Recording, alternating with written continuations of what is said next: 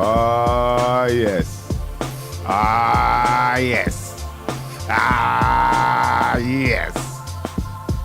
What's going on, bitches and bitchettes? We are live right about now. Back again on this lovely Wednesday. The weather, the temperature's dropping a little bit, innit? It's dropping slightly, boy, where you're like, oh, okay, long johns might have to come out, bruv. Might have to get them long johns out. The kishki warmers, whatever you use, gloves, I don't know, you know what I mean? Yo, shout out to everybody locked in right about now. This is the podcast where we talk about some shit you might not never know nothing about. That's right. Something you might not never know nothing about. I'm your host, Mice Diggy, formerly Maestro, alongside my co-host right here, Dan DNA. What's going on, brother? Oh, hang on. Hey? Yeah, that's it. Yeah, there you go. What's going on, brother? You good? Good, yeah. You enjoying the... Got COVID, but I'm all right, apart from that. Yeah. Oh, you got a bit of the old Rona? Yeah. Rona. This is a different variant. It's London variant. Yeah, it's the West London variant. Yeah. I think it's the Greenwich variant. I think that's what it is. In the O2. Really. Picked it up at the O2. Yeah, you fucked up, boy, messing around in the O2. I heard you was watching some fights. You was getting busy watching some MMA fights. Muay Thai and kickboxing. Yeah. Oh, yeah. There's Muay Thai and kickboxing. Yeah. Oh, no, it wasn't MMA. It was Muay Thai and kickboxing. That's it. Yeah. So Muay Thai, they have to have this music playing all the time in the background. Yeah. Did they do the dancing and all that? Like they come out with headdresses on and everything. And then they proceed to kick each other in. It's quite spiritual until you get in there. You're like, Jesus Christ. But even at the end, they still like bow down to each other on the one. Whoever wins gets right down on the floor, bows down to the other one. And it's all respect. That sort of stuff. Yeah, there's a lot of respect in there. Yeah. Did you feel like, I could watch a bit more of this? Yeah, definitely. Yeah, I enjoyed it. Yeah. It's good to be on the camera side of things rather than just. I suppose you could. I mean, watching it because you're not getting that close to it when you're watching it, obviously. But when you're on the camera, you're like. You're up and close. I was in the corner. I was literally in the corner. Done the walk-ons, and then was right in the corner. So Did you see any broken bones? Like, nothing. No like facial structures throwing rearranged. Up while I was. You didn't have to throw up. So, but but did you notice the difference between the two styles, like the Muay Thai and the one of them you're allowed to take people down you're allowed to throw people to the ground. Muay Thai, that's kickboxing not. True, yeah. No, and I think also you're allowed to use elbows maybe in Muay Thai. Elbows and knees more. So you can see all these like little influences into MMA, bits they've picked up and all that sort of thing. Yeah. So the MMA is basically like they'll be, they'll have some form of experience in each of the disciplines, and so they mix the martial arts. That's why it's called MMA. So it's like you'll have some wrestling, you have some boxing, you might have a guy that's like taekwondo and he's got jiu-jitsu and wrestling, or but most of them do their best to sort of, because it's either you're standing up or you're on the ground, and then the way to get you to the ground, you can use Muay Thai like you're saying, but some people might be hip to that, so then wrestling would be like the go-to for trying to get someone to the ground, either using, and then there's different styles of wrestling. You got freestyle wrestling, you got Greco-Roman wrestling, which is more upper body taken naked down, and then, two men oiled up, olive oil and shit. Wine just there for your corner whenever you need it. Yeah, that's the Greco-Roman style. You go into when you do your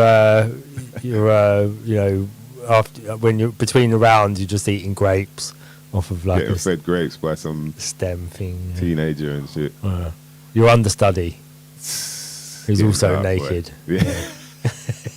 When you turn around, everyone's taking the ref. Like, am I dreaming? But it's comes past. Pigeon comes past. It was an experience. Yeah, it's good. Yeah.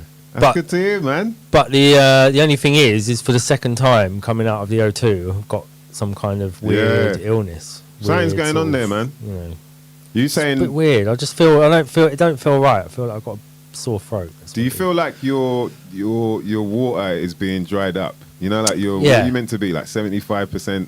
I do feel Plus. more. I've drunk a lot more. I've drunk like I've drunk like about 3 liters of water today. See, Normally drink around half of that. If I'm trying, I can drink 3 liters a day. Yeah. But if I'm just not trying to drink water, then maybe a See, litre and a yeah. half of just actual water. But Yeah. today I've just felt. Last couple of days I've just felt a bit more sort of. Yeah, you It's got not to stay on the thirsty fluids. either. It's not like a thirst. Nah, It's like a sort of a need for water. like a drought. It's like Ah. you don't feel like crazy thirsty, No. but your body feels like you need to take in more. Yeah, don't feel dehydrated. It's not Yeah. like that feeling. It's just the feeling of like, oh, there's some water. Oh, I'm just going to drink some water. You're like Or a I camel. fancy some water. Sometimes you just fancy a different drink, but I've been actually fancying just having water. Just apart from obviously milk as well, Yeah. raw milk. Gotta get This the old time, raw. raw milk without strawberry milkshake in it. Wow. Yeah, Stepping up your totally game. raw. You're like, No it really sugar, is raw. no additives, no Yeah. colouring. That was that shit. I remember the first few I had green tea. I can't remember. I think it's in a studio somewhere. I can't remember which one though. And then I was like, oh yeah, I'll have a green tea, please, because it was a new thing for me. I wasn't something like I'd normally drink. And then I was like, oh, can I get 2 sugars in it as well? And then the whole room started laughing at me. Like I was like, right, what's funny about that? And it was like, oh, it defeats the whole purpose, doesn't it? I didn't know green tea was meant to be healthy like that. Where you, no sugar. I was like, all right, and no sugar for me, please. And I was like, shit. But you get it after a while anyway. Yeah. Let's shout out some of the crew in the building, the common sensors. What's going on? Shout out to Spud Gun. Yeah. I like that name, boy. Spud Gun. You can get away with that pop. What, bruv? It's just a Spud Gun. Oh, man. Man's eye bleeding like crazy. Yeah, it's just a Spud Gun, bruv. Ease me up, man. What's going on? Chris Lahat. Yes, bruv. Good to see you back in the building. Shout out to Uncle Barry Owen. What's going on, brother? Black Einstein. PLK. What's good? Yeah. Shout to Kenny Rebel, Yaga Yo, Mr. Green. Good to see everyone up in the building, boy. Ah, there he is. Shout to Gleam, man. What's he saying? I can't believe it. It's a feature on this one. Ah, yeah. I'm trying to guess which video do you reckon he's on about there? What tune is it? Probably like, I can imagine it might be the Fire It Up one or something like Yes. that. Yeah, because Gleam is out blaze. Yes, it was that. Shout out to all my people blazing it up, man. You lot let us know what you're on, you know what I'm saying? You know the way there, and the man's on the blue cookies still, but you know what I'm saying? Trying to pick up some news still, but we're waiting to see. Shout out to Jan H. What's going on? Helsinki in the building. Woo! We're reaching turning out. international, yeah? Yes, man. Used to do Ram Moy. Wow.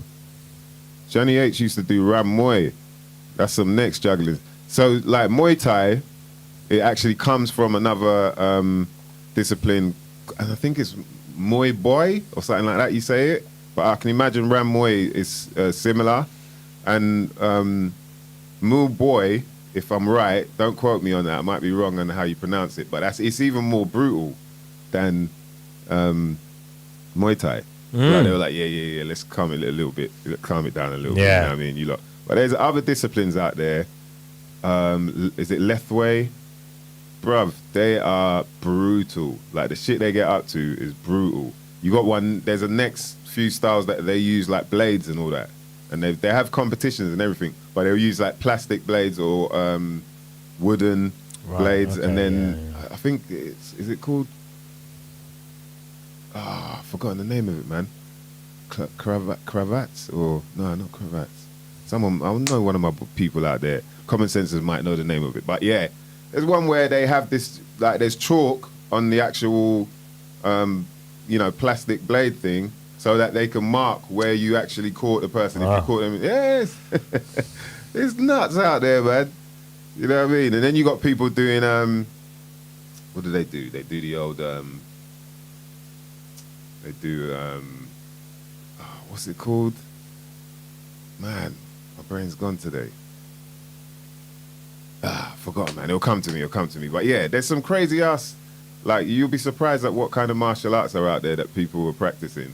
Oh, that's it. What's the Israeli one I was thinking of? Krav Maga. Krav Maga, yeah. Dirty ass. That's some dirty ass martial arts right there. They like grip the balls, fingers in the eyes. Underhanded. Whatever. Israeli. Whatever you can do, mate. You're like, come on, man. You can't call that. Where's the discipline in that? How am I meant to practice that without fucking somebody else? You know what I mean? It's crazy, man. Even with the elbows, you got elbow pads. You know, so if you want to conk on someone, oh, bro.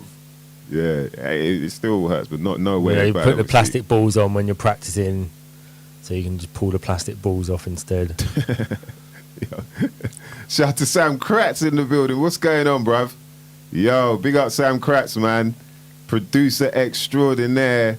He dropped a sick-ass single not too long ago called The Culture. We played it last week, man. You lot got to hear that at the end, and man, bro, honor to be involved in that, man. You got myself, Craig G, who else is on there? We got Phoenix the Icefire, Ramson Bad Bones, and of course G Bagula, man like G Bag on a Sam Kratz beat, and Jazz T on the cuts, and we got to do some, reminiscing on what the 90s was like, man. That was fun, and that, right, we can't deny it, man. The 90s is what really kind of gave birth to the style of hip-hop we love.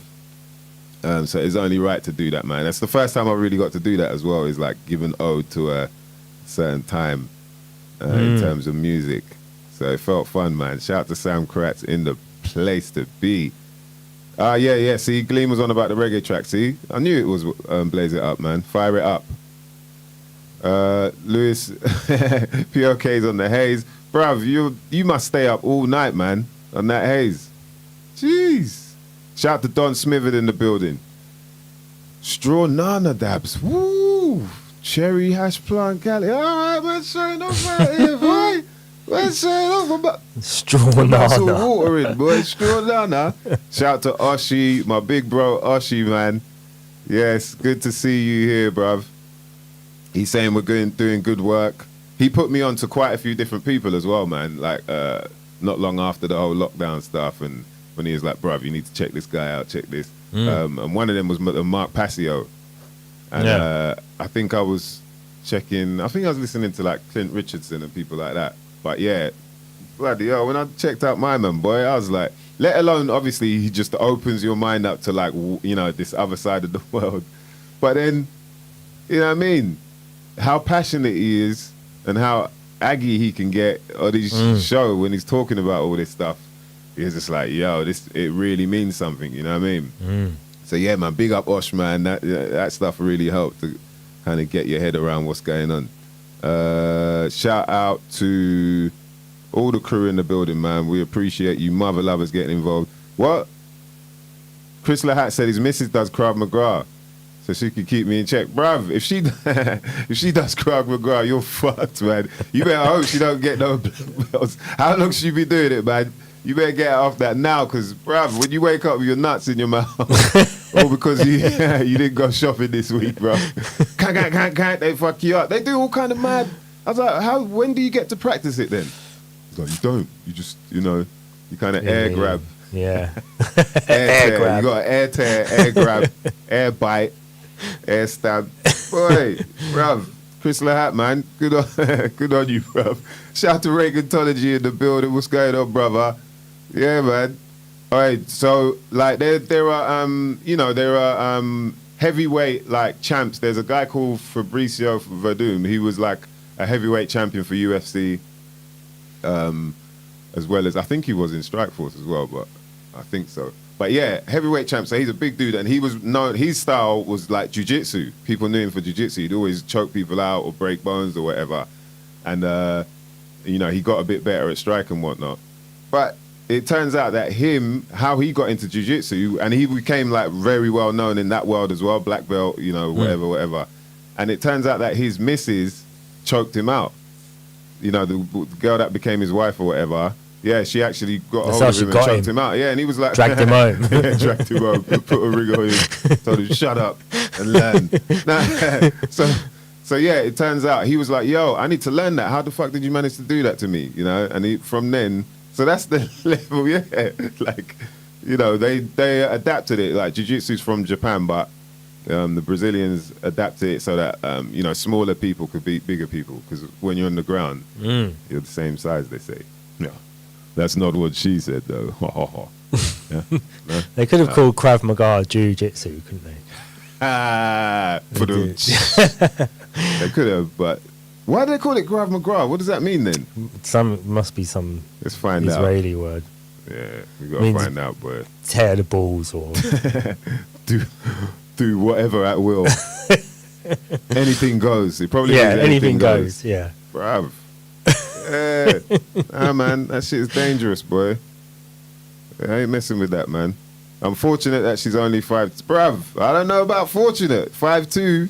That's like she's dead. Bam, bam, bam. Solar plexus. Knees to the nuts. Bam. They're depending on what your size is, depending how tall you are, how short you are, it might not be a good thing. Just don't get her angry. If she's doing Krav Maga, all I'm saying is don't get her angry, bruv. Because that's the next levels there. You know what I mean? That's some shit you might not never know nothing about, boy. I'll tell you. Oh no, we just found out that the Mrs. Kisser is a German. Oh wow! Wow. Don't let the Krav Maga and the Mrs. Kisser get together.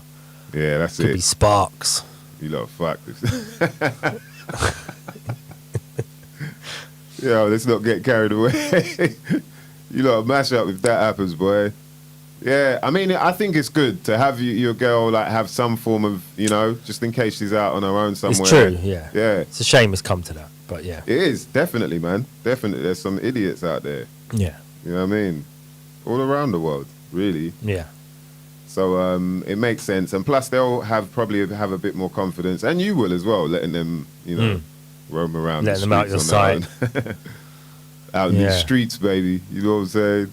You be out in these streets. Yeah, man. So, all right, I've got to try and come to the next one, man. When you got another Muay Thai kickboxing event, yeah. Might investigate. Get yourself vitamin D'd up.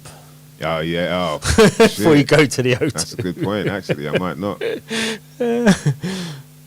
Either that or I'll get loads of shungite. Yeah, surround yourself in Shug Knight. Yeah. Just roll up in there. Black Panther style. Mask on, everything. The I'm Shug wearing Knight the mask today, bro. Shug Knight gloves. You know what I mean? Yeah, man. Back again for another one. I'm looking forward to tonight. We're going to be chatting with my brother Verb T. I think coming up very soon. You know what I'm saying? Yeah. Of the 4 hours of high focus, formerly of low life. You know what I mean? Jeez. We got some history, man. We go back quite a long time. You know what I mean? Back to the Harry Love days. All right, I'm going to message him and let him know. Yeah. We'll hit him up in like 5 minutes. And then also, we have got Mice Investigates for you mother lovers. This week, the investigation is basically just to do with, you know, faking it till you make it. Like, right. What's the most fake it till you make it moment you've ever heard of or you've witnessed? There's a bunch of crazy ones out there. Yeah, I'll have to have a think about that one. What the most fake it till you make it moment? Yeah, like the most fake it till you make it moment. I mean, it could be this. It could be this whole thing we're in right now. Or we could go back to Beauchamp and Pasteur. No, we go back to the 1700s if you want. Who the fuck knows? You could go back to, is it Magna Carta? Yeah. Fake it till you make it. They still haven't made it. They have, man. No, the actual, like, you know, democracy. I mean, it's yeah, but the idea is not, it's never, yeah, it's continually got to be not be what you think it is. It's a democracy. It's a democracy. I'm going to vote. No, my vote didn't win. Did you vote for it? Right, you did as well. Like, hold on, I don't know anyone who didn't. How the fuck did they win? Right. Oh, shit.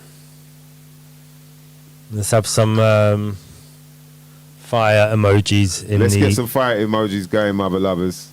DJ Pork Scratches is in the building. What's going on, bruv?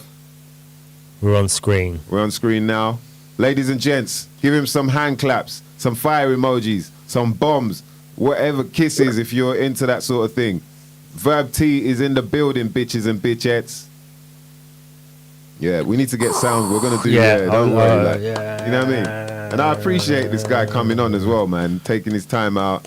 You know what I mean? We're starting this little podcast here to get people involved in something. You know what I mean? Especially in this scene. It's like we need to connect in a way that we haven't done before. That's in my opinion. You know what I mean? Let's see. T, how you doing? You good, bruv? I'm okay, thank you. Yeah. Sorry, I check. couldn't hear you for a second there, but Oh, is it? how you guys doing? Yeah, good, man. Good. This is my brother Dan DNA. In case you ain't met, Verb T, Dan DNA. Good to meet co-host. you, man. Good to meet you, man. How you doing? Yeah, good. It's the prolific one. We go back. Wow, we go back to the 90s. Jesus. Yeah, I think, yeah, it was like what, 98 or 99? Nah, it's got to actually. Yeah, it's got to be 99 because it was the. Remember what you had the. Kiss that ass goodnight. Yeah, and that was 99. Me and Franklin and Harry had the thing around the same time. So Yeah, whatever year man. that was around that time. Jeez. Oh my gosh. Okay. So, ill lyrical behavior. That's it, innit? Yes. Yeah, that's it. Fucking hell, that's taking it back, bro. That was what was it? It was a 10. I think it was a 10-inch vinyl, wasn't it? It was. Yeah. 10-inch vinyl, and then what was my man's name? 8 Man, wasn't it? 8 Man. Yeah, connected. There was a magazine called 8 Man. Yeah. 8 Man. It was Dominic. Dominic. He was the guy that. And he was like a reggae artist. He was like one of the only white kind of DJ, you know, like chatter, like MC, you know, like and he's his name was 8 Man? Nah. I've forgotten what his name. His magazine was called. Yeah. That's what his magazine was. And the record label that we released it on was called 8 Man. 8 Man, yeah. And I've forgotten what he didn't go by that name. That was the name of his label. record. But when did you know that he was a reggae artist like before all that? I didn't actually know because he never really talked about his music to us. Dominic, Or at least I think if I heard it, I'm not connecting his music with him. Do you know what I mean? Yeah, I might have yeah. heard I'm not connecting it with him. Well, when I was young, like, you know, my babysitters, they were like Bayesian Jamaican. And so we'd always be watching sound tape, you know, like the live sound tapes. It would be Ninja Man and, you know, Shabba Ranks and all that. Like all the old school, Admiral Bailey, all that old school shit. That's what I grew up on, yeah? And he used to be on the older stuff, the stuff where they're like, yeah, this is from like the 70s or whatever. And it was like him, Nicodemus, you know, Junior Demus, like all the old Yellow Man, all them like old school. And I think his name was Dominic. I think his name was actually Dominic on it. But I can't remember. I think he might have called himself that. But yeah, that's crazy. You're taking me back now, bruv. And Franklin, Kid Fury. Yeah. Jeez, what a journey, man. What a journey you've been on, bruv. It's been a long road to here.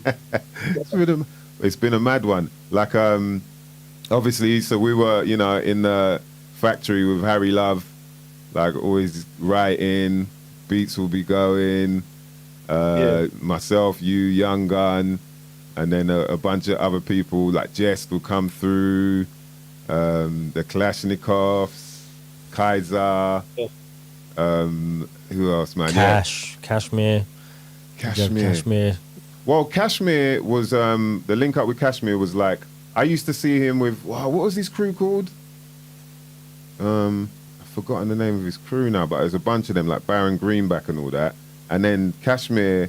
So you mean Combined Mentals? That's it, Combined Mentals. Yeah. And there's a whole bunch of them in it. They were like Wu-Tang type. There's enough of them. It's like, I don't even know how many members. Yeah, that's when Cash come in.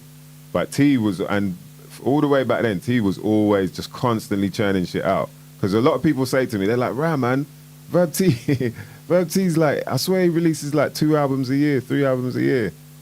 And I'm like, bruv, that's how we used to write back then. Like, it was just constant. I think it still seems like more than it is. Like, I think I have maybe an average of 1 thing a year out, which is quite a lot. But I do take a lot of time to write and take time away from, after each album. But yeah, it does. It is, man. It is a lot though. It has been a lot of output. But when you look at it over the years, How many albums deep you now? I honestly don't know because I honestly don't know. That's yeah, see it there. I love that because it's not a thing of you just do it as opposed to think about, all right, I'm here. Okay, now I need to do, it's just do it, man. But there's a lot of collaborative projects and like EPs and this and that, and then you stop counting. Do you know what I mean? Like there's there's a lot of different types of projects that I put out over the years. So yeah, it's hard to know how to count them as albums, but yeah, it's a lot of stuff. Yeah, I hear that. And so obviously, yeah, so we carried on, each doing our own thing and all that, and then our shows together. Do you know a lot of the live events we did together? Like, do you remember? Yep. Me and Harry always talk about this. Like the first time we went to Leeds. Do you remember that? Yeah. I think it was me, you, and Young Gun. Yeah. I think me, you, and you went up on the coach, like back in the sort of old megabus days. You know what I mean? At the very beginning. Yeah. And it's just a funny journey, man. I wish I could remember more specifics, but just like, yeah. Oh, I think there was something about like getting stopped by police on the way to the venue. Yeah. You said something to Harry, Vaguely. like, down that road, like he was trying to take Harry off. I think Yeah. Harry got into an argument with him or something, but nothing actually happened. But anyway, Yeah. Jeez, I'm just man. saying a lot of our first live events together. It's mad as well because the excitement you have then, it's like I'm very much still excited about performing and whatnot now, but because it was all quite unknown then as well, it's like a different level of just like, we're on our way to Leeds, like, we're gonna do a gig. I think I remember my first time was with Harry, like actually doing a gig abroad, and it was like getting paid, but it was just like Brittany, it was just some festival in Brittany, but it was just the whole thing. I was just like, this is nuts. I'm actually getting to do this, and you're just thinking of all the possibilities as well in terms of getting out there. Like, what's been the craziest shit for you now? But that's tough because look what you're doing now. You mean you're out there regularly, like you're actually doing it. You've been doing it since and still doing it. Yeah. It's nuts, man. To be honest, the whole thing is just, it's taking it to new places each time, which is fucking dope. What's it been like for you? What's been the craziest moments for you where you're just like, thinking back to where we've come from, and then, now you like, fuck, I've got to do this. Like, obviously, doing the thing with Primo, you've actually got to do like a real song with Primo as opposed to rapping over a freestyle beat or whatever. Well, yeah, because you know me, so like sort of what that would mean to me, especially looking back how it used to be when we met. Because like the first time we met in person, I don't know if you remember, but we did like a 90-minute freestyle tape. Harry was DJing, me and you just rapped back to back for about. You remember that? Yeah, I do. Some freestyle. Didn't we do that in down in the basement? No, I think that was in Kensal Rise. Do you remember that back room in Kensal Rise? Oh shit, yeah. There's a recording of it. I don't know if it still exists. That would be crazy to be able to find that recording. But, that'd be nuts. But yeah, so I mean, I don't know. It's like what you're saying though. But yeah, anyway, so me from that time. On that day, we were like rhyming over Primo instrumentals. Yep. And so going back to what you were saying, like, obviously, yeah, that is a milestone. You can't really deny it, because if you'd have told me when I started that I'd get to do that, that was just like, things like that were the dream. Even and I remember another day, it's like the first time we did a support gig overseas, and we supported MOP in, I think it was Switzerland. Wow. And on the same day, I had a video dropping, and so I remember at the time just sitting back and shit, thinking that is exactly what I dreamed of when I was younger. I literally like the people I'd be supporting, and just having music dropping, and even just having a video out, all of that shit. Yeah. And I just have to appreciate like how I used to think about it then, and just that I actually did what I wanted to do. Yeah. You know? How did you? Primo was like the ultimate version of that. Yeah. I mean, when I heard that, I remember I was with Locke, and I think we were heading back from a gig. It might have been Portsmouth, actually, man. But shout out to Gleam. It might have been Portsmouth, but we were heading back, and I remember Locke was just like, "Oh, I've got to play you it," because I didn't get to hear it yet.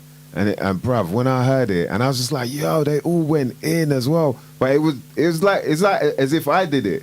You know what I mean? Like as if the way I was like, "Right, this is mad, man." I'm not even on the tune, but I just have this is a sense of emotion, like, "Yo, finally." You get to hear something like this, and it's quality as well.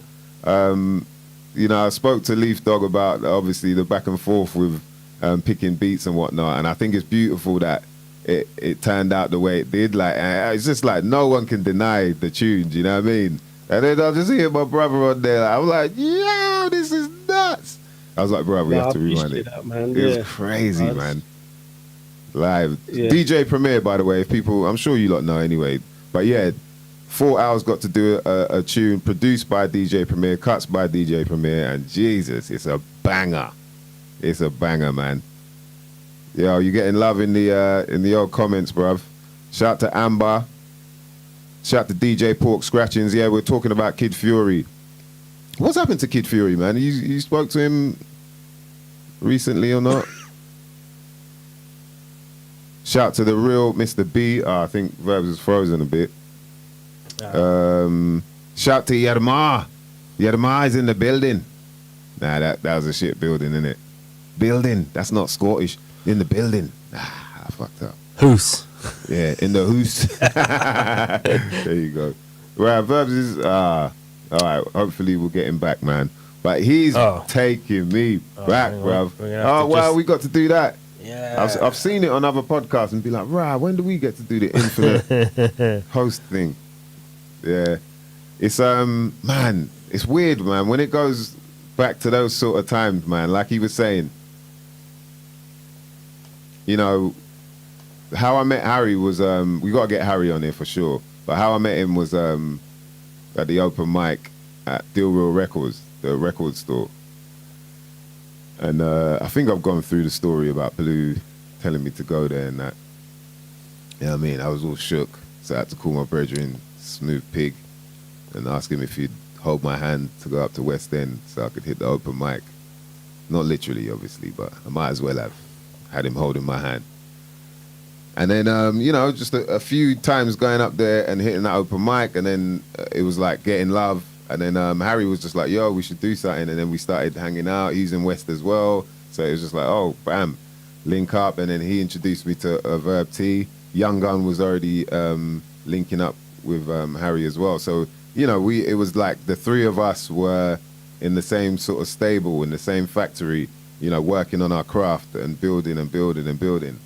So it's beautiful seeing, where people have got to, like after all these years. You know what I mean? But there's so many things I want to ask T anyway. So hopefully we get him back and speak on that. But yeah, really interesting, man. Like, I'm forgetting that. Once he said it, I was like, yeah, shit. That was a long ass journey. And you just think like how young and hungry you were then for the unknown. You didn't really know what you were getting into and what it'd be like. You just had an idea of it. But then once it starts happening, like you're hitting the stage and performing and learning like, oh, maybe it's not good to be blazed up before you go on, or, whether it be, oh, people like it when I drop this bar, so I want to write more stuff like that, or just the minor things that you start off learning as you're doing it. I remember that being the real time, man. For us, it was like, yo, just keep churning, keep writing. I like this beat. Nah, I want this beat. Hearing new music as well. We always used to sit down and talk about it. Say like, MOP just dropped a new album, or Gangsta, or whoever, and just be like, oh shit, so and so sick, man. And just being inspired to like come with quality as well. So we got you back, T. Slightly. He froze up again. It's gone into Has he froze up again? Infinite diggy power. Yeah. Fuck. PLK said the crowd is growing. Shout out to typical Stony. Shout out to Bill Montgomery. Yeah, man. Hopefully the crowd can grow more, man. Like, obviously, as you know, we talk the talk on here. So we got to be careful how we push it out there because we don't want to get cut off. But if we do, we're over on DLive, DLive.tv, My Stiggy. We're also on Twitch, twitch.com/TheMyStiggy. Do you know what I mean? So if we get taken off, hopefully not though, because I wouldn't mind dropping some more music videos on YouTube. But fuck that, we have to talk the talk. Do you know what I mean? You got to let people know you lot are not alone out there. It's been a mad nearly 2 years now, and some of us, not all of us, some of us have been going a bit crazy, but secretly on our own, and that ain't right. If we go crazy, we should go crazy together. So that's why we started this podcast here, where we talk about some shit you might not never know nothing about. Verb T, you back with us? Oh, shit. Yeah, I'm sorry. I was having some trouble with my connection. It was kind of, I actually forgot we were doing this, so it was kind of last minute. Yeah, sorry, bro. So I just had to have a quick set up. And No, I appreciate you coming on, bruv, man. I know you. Yeah, I think it's working now. Sorry, where were we? So we were talking about doing those early gigs and whatnot. And then I went into how, you know, we used to listen to, obviously, like us practicing and working on tunes and whatnot at Harry's, and then listening to albums as well, you know, and just how crazy it is to see, like, obviously that happening. What other highlights then have happened so far other than that? In terms of like performance and or where you've been, or, you know, music coming out and whatnot. Just like there's always certain gigs that stand out, I guess, like when you do just like big festivals across Europe and stuff, and you know you've got big crowds there, and you know it's just that sort of stuff is, you know, you get some special nights like that. You must know what I'm talking about, like when you go overseas and the show is just amazing, and it's like it really sticks out in your mind because whether it was the energy, whether you just had a really great time that night, or whatever it is, do you know what I mean? So there's shows like that, I guess, like maybe the first time when we played Athens, that was kind of crazy. Wow. I think when we did, there was a festival, I wish I could remember the name, it was a festival near Vienna, and you know Sammy Deluxe. Yeah, man. Yeah. So he was headlining it, and we went on just before him. Now I knew he was huge. I was like, fuck. Like, what if everyone's just there to see him, and we haven't got a crowd there? So I wasn't sure. But then we went on, and the whole crowd that was there just went crazy, and he killed he killed it. Don't get me wrong, he did kill it. But I was just glad that we had that same crowd that he had. They knew our shit as well. Yeah, that's crazy. At that event, so. That is crazy, because I toured with I got to tour with Sammy Deluxe. Was it Sammy Deluxe and Afrob. Afrob and Sammy Deluxe, they called it ASD. And at the time, this was like 2003 or 4, and they were like the Red and Meth of Germany. No, it was like a tour, their actual tour around Germany, and I featured on Johnny Rewind. Johnny Rewind is the DJ, and he's a producer as well. Can you hear me? Right, sorry, the sound was going a bit funny. Yeah, it says that. It says the bandwidth is a bit low. Dun dun dun dun dun dun dun dun dun dun. Can you hear me though? Oh no, you can't.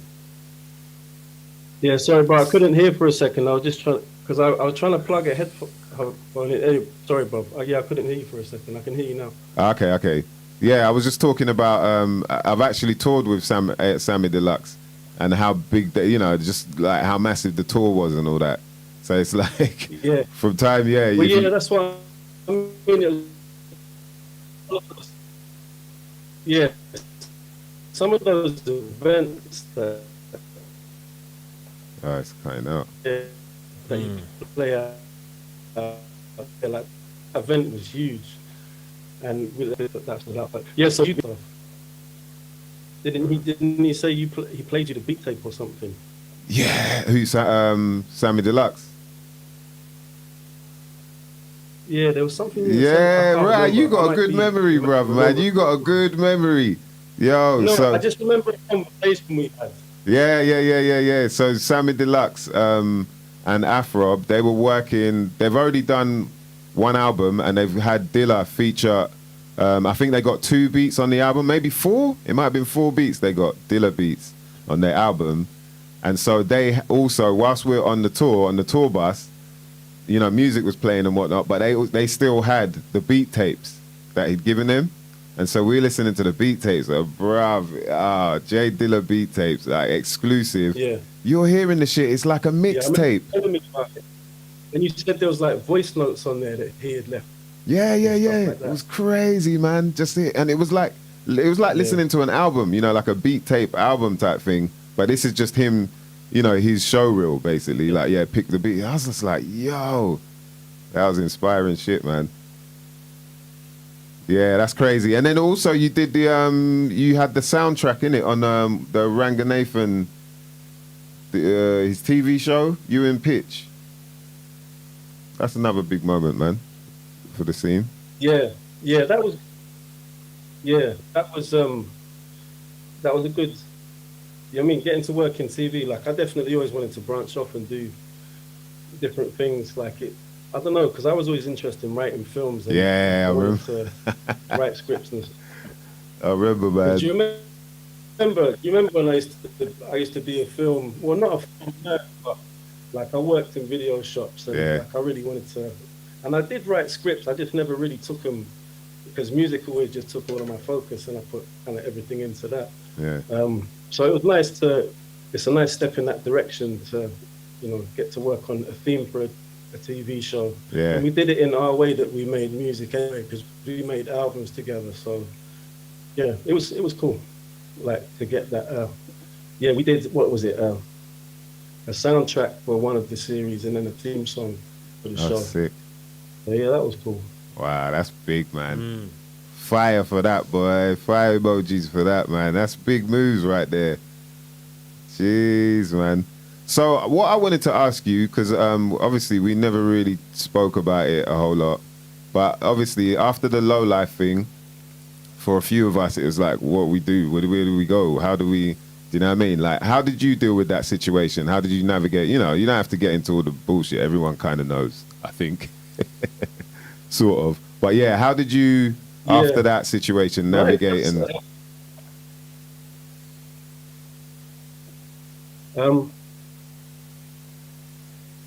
To be honest, I just kept making music.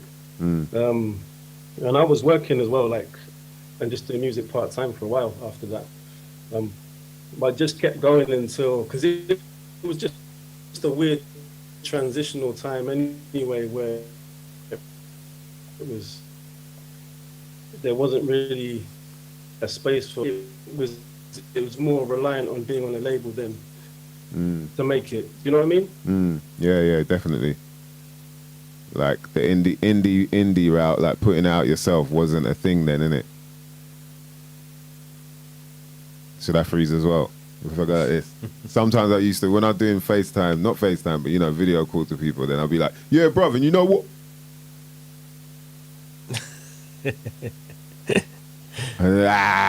Fuck, you thought I froze, innit?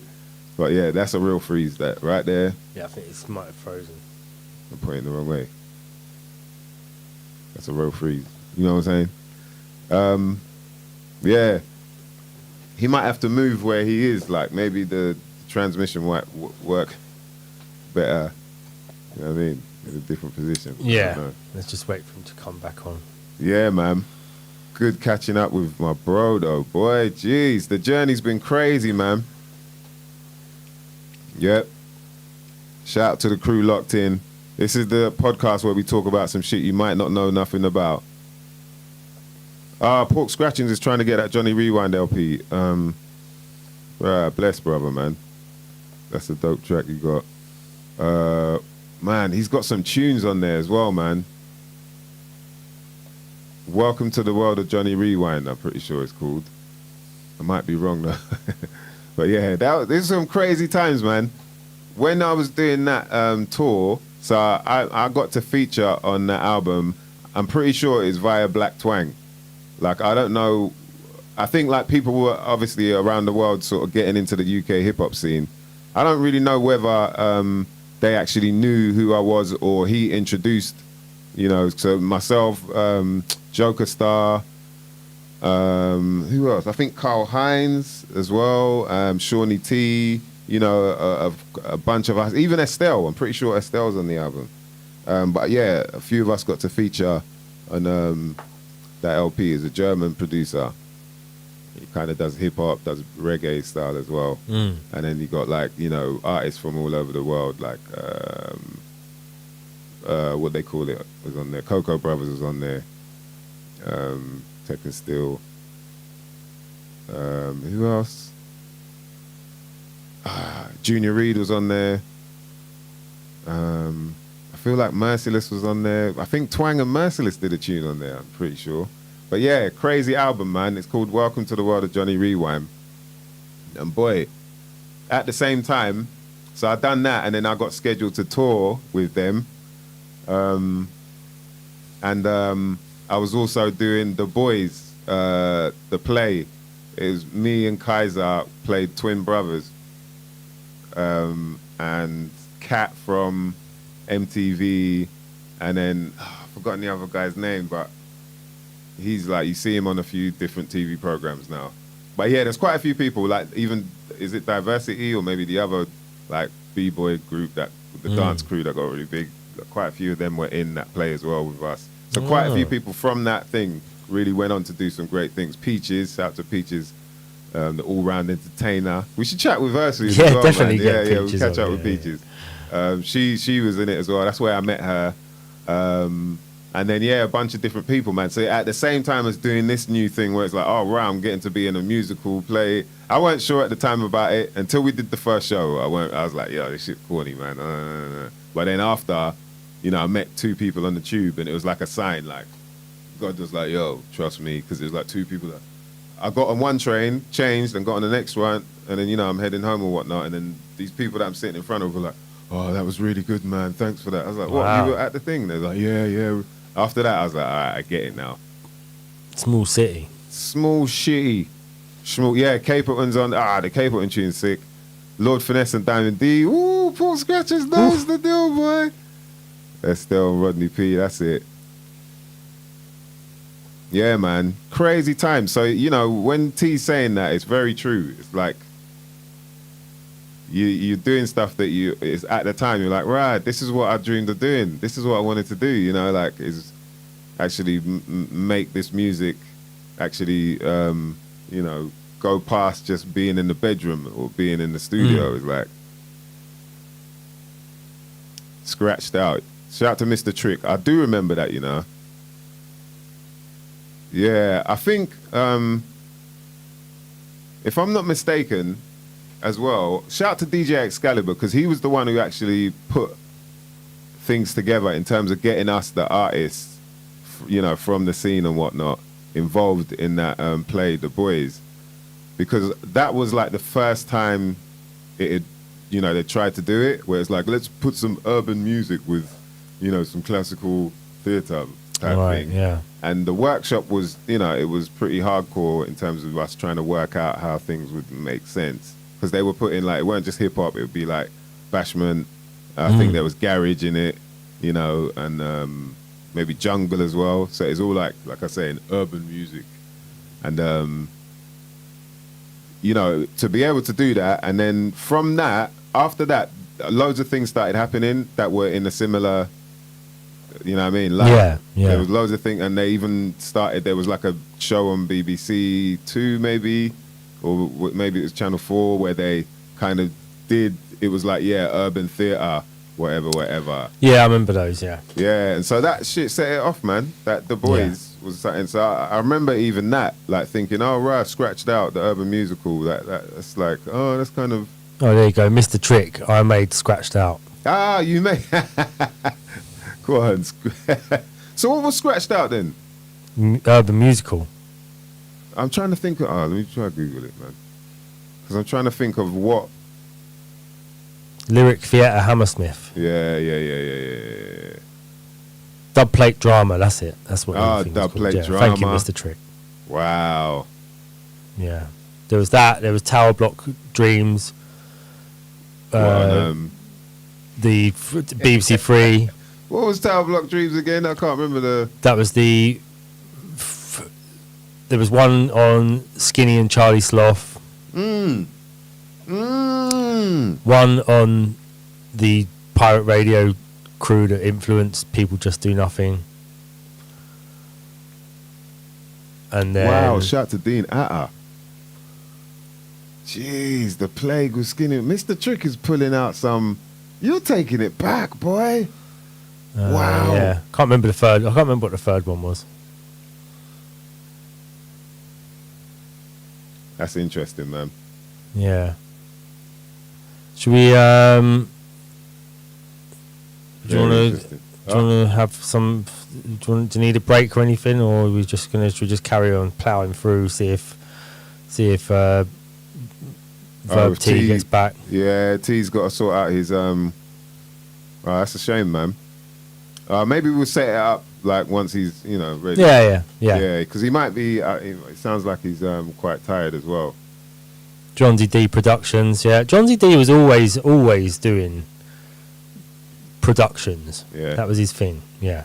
John D's a don, bruv. Yeah. He's He was always trying to put together bigger cultural things. Yeah, that was what he was. That was his. He was a visionary for that. For that sort of thing. He's done an amazing job at he's managed to like curate his own realm of like the dance world. Do you know what I mean? And like really bring it to the theater and to the stage. Yeah. For people to see it in a different way.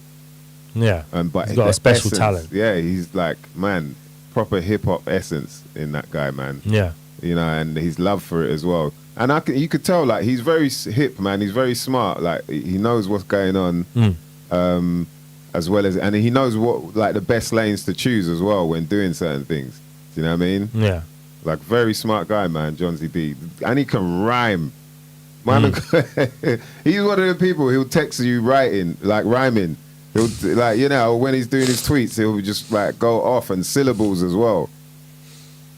Crazy shit, man. Into the Hood, urban dance show. Do you remember that? Into the Hood? Yeah, I do remember Into the Hood. See, that was one of them as well. Yeah, there was enough things that popped up, man. That's good to hear, though, that it's people that actually were in the scene doing it then. Because, you know what I mean?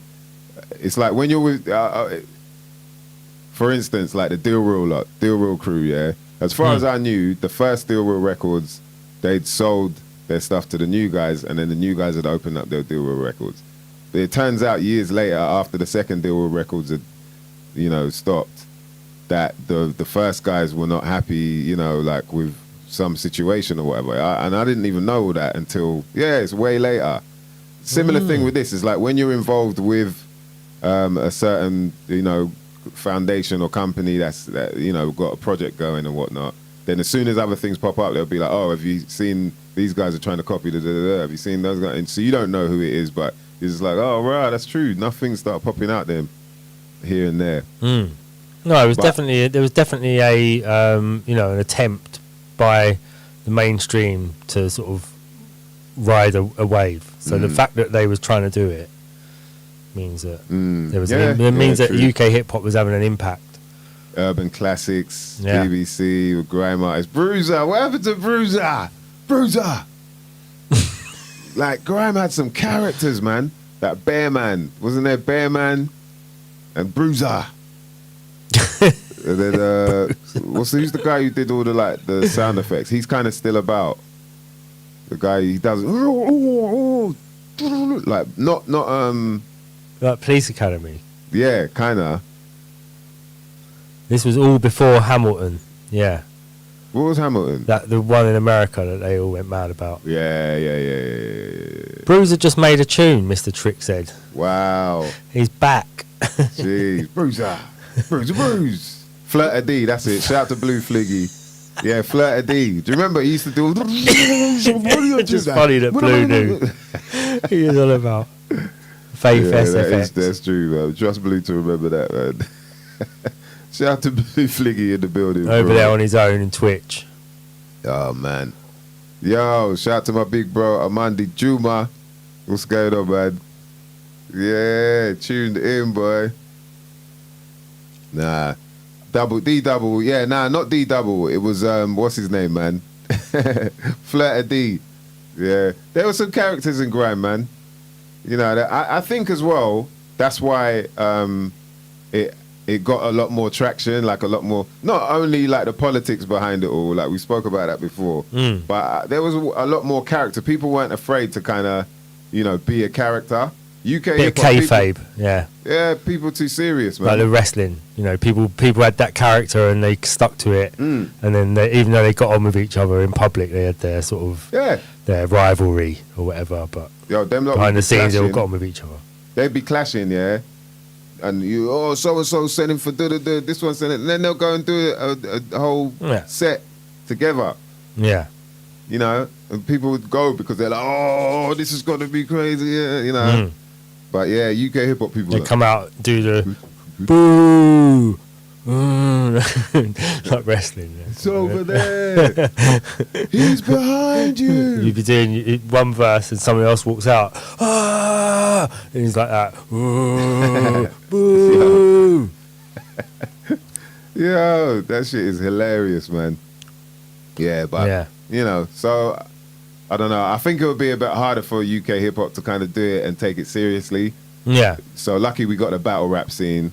You know, it's not as massive as it used to be, whatever reason, I don't know. But it is, so if you want to have it out. I think like the battle rap thing's big online though, ain't it? It used to be bigger from what I'm hearing. Yeah, okay, all It right. used to be bigger. I agree. But it took off a lot more online. Yeah. As for a sure. thing of when you had like all these different battle channels started up. When YouTube became like more than 10 minutes, suddenly you started getting all these things. Now you've got all these ones where people dress up as two different people and, you know, battle each other as Donald Trump and Hillary Clinton and all that sort of Shout stuff. out to Uncle Barry O, yeah. He sent me some. Remember what I was saying to you about this? Yeah. Yeah, it was like was it a Vaxxer versus a freedom fighter or something like that, Right. you know, like. Yeah. But it was the same person just dressed up different. Ah, okay. So people are doing that now, innit? Yeah. And what are they making P from the streams? Is that the whole? That's the idea of guess it. so, yeah.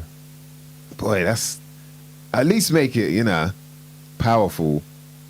Don't just do it and go, oh, now this is me pretending to be, you know. It's like, come on, man.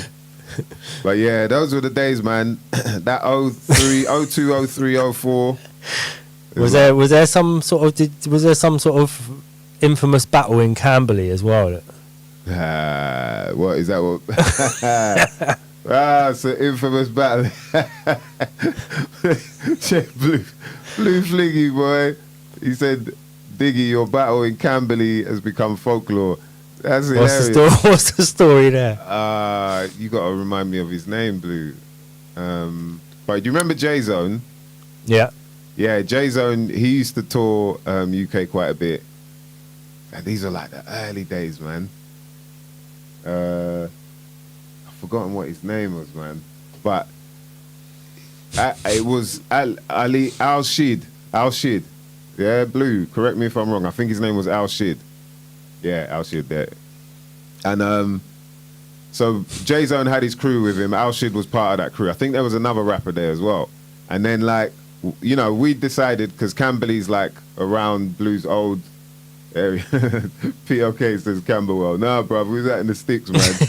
Bro, was like, come on, man. We were out in the sticks. Camberley, yeah, near Bagshot and them ways there, like, you get me? Yeah. And so I think it was in a pub. He was J-Zone was performing in this pub, kind of, you know. It was like had space. There was like it might not have been a pub. It might have been a club. I can't remember. But PLK, Camberley. Where are you? Virginia Waters. Just round the corner, mate. Yeah. And they're performing. J-Zone's doing his thing. You know, the other guy comes on. Al-Shid comes on. And then I'm just there like, yo. People like, yo, Maestro, big up, big. You know, like, I'm like, wow, people know me. I'm getting famous type thing. And then I'm chatting with someone, I can't remember who. Yeah, Bracknell. Oh, that's near there, yeah. So you're in the burbs, man. Man's out in the burbs. It's a bit further out in the burbs. Stitch, boy. Cunch. Yon tree. Yeah. So I'm talking to someone, and then all I can just hear like, yo, any MC. He's saying some shit like this. Any MC in here, you know what I'm saying? They want to battle? Yo, like just constantly saying shit. And then someone taps me on the shoulder, and I'm like, right. And they're like, oh, right, can you hear what he's saying? And then I'm properly listening. And this dude's like, yo, I say it again. Any MC in here, I will battle. I will destroy you. I will da-da-da-da-da-da. And now, like, a bead of sweat is dropping down my big-ass forehead, yeah? Don't laugh, I was born like this, yeah? And I'm thinking, like, right, shit, man. I wasn't really prepared for this. I wasn't thinking I'd have to come in and battle someone. So I'm just standing there, like, wondering, okay, how am I going to do this? All this sort of stuff. And then it gets to the point where people are now turning around and looking at me. Like, the people in front of me, they're like this. And they're giving me that. You notice that, like, right, you're going to have that look. Like, right, he's talking to you look. Do you know what I mean? Right. Yeah, and now, so everyone's staring at me, and then I think Blue, yeah, that's it. He said, I'll beat anyone. And that was, it just echoed, anyone. Yeah. And then I felt Blue, and he goes, right, Stro. And I think, what did he say? It's like, what you gonna do? Something like that. And I was just like, fuck it, man. I just went up there. I goes, yo, because, you can't have that, man. I've got all these people like, yo, Maestro, man, good to you. Oh, bro, you're killing it. Then this guy comes all the way from New York, talking about, yo, I will destroy anyone, any MC, like constantly. Like it was like as if someone said, I don't know, it just felt like, right, this is supposed to happen then, fuck it. So then I went up there, people were like, oh, like that, and I was like shitting it, like, I don't even know what I'm gonna. And then I went up, yeah, and he goes, yo, you want to battle? Yo, you want to battle? And I was like, yeah. And he goes, okay, you go first. I was like, what? And I was like, you can't tell me to go. You're the one who's offering everyone out. You should be going first, innit? You go first. All right, fuck it. So I just went in, I think I had a little written, then went off into a little freestyle with it, talking about something like J-Zone should have put me on the payroll, something. And then, I think we went back and forth a couple times, but it was like, I got him. I can't remember how, but because it was a long time ago, but that's why it became like a memorable moment. And it was like, I'm glad I fucking did that now. Yeah. You know what I mean? Because I ain't gonna lie, I don't even know what the fuck. Like, I didn't come here to battle anyone. Now, but it's like, that's what you're about, innit? When you first come out, your whole thing is, I'm the best. None of you can fuck with me. So it's like there's gonna be times where you gotta prove that shit, innit? Yeah.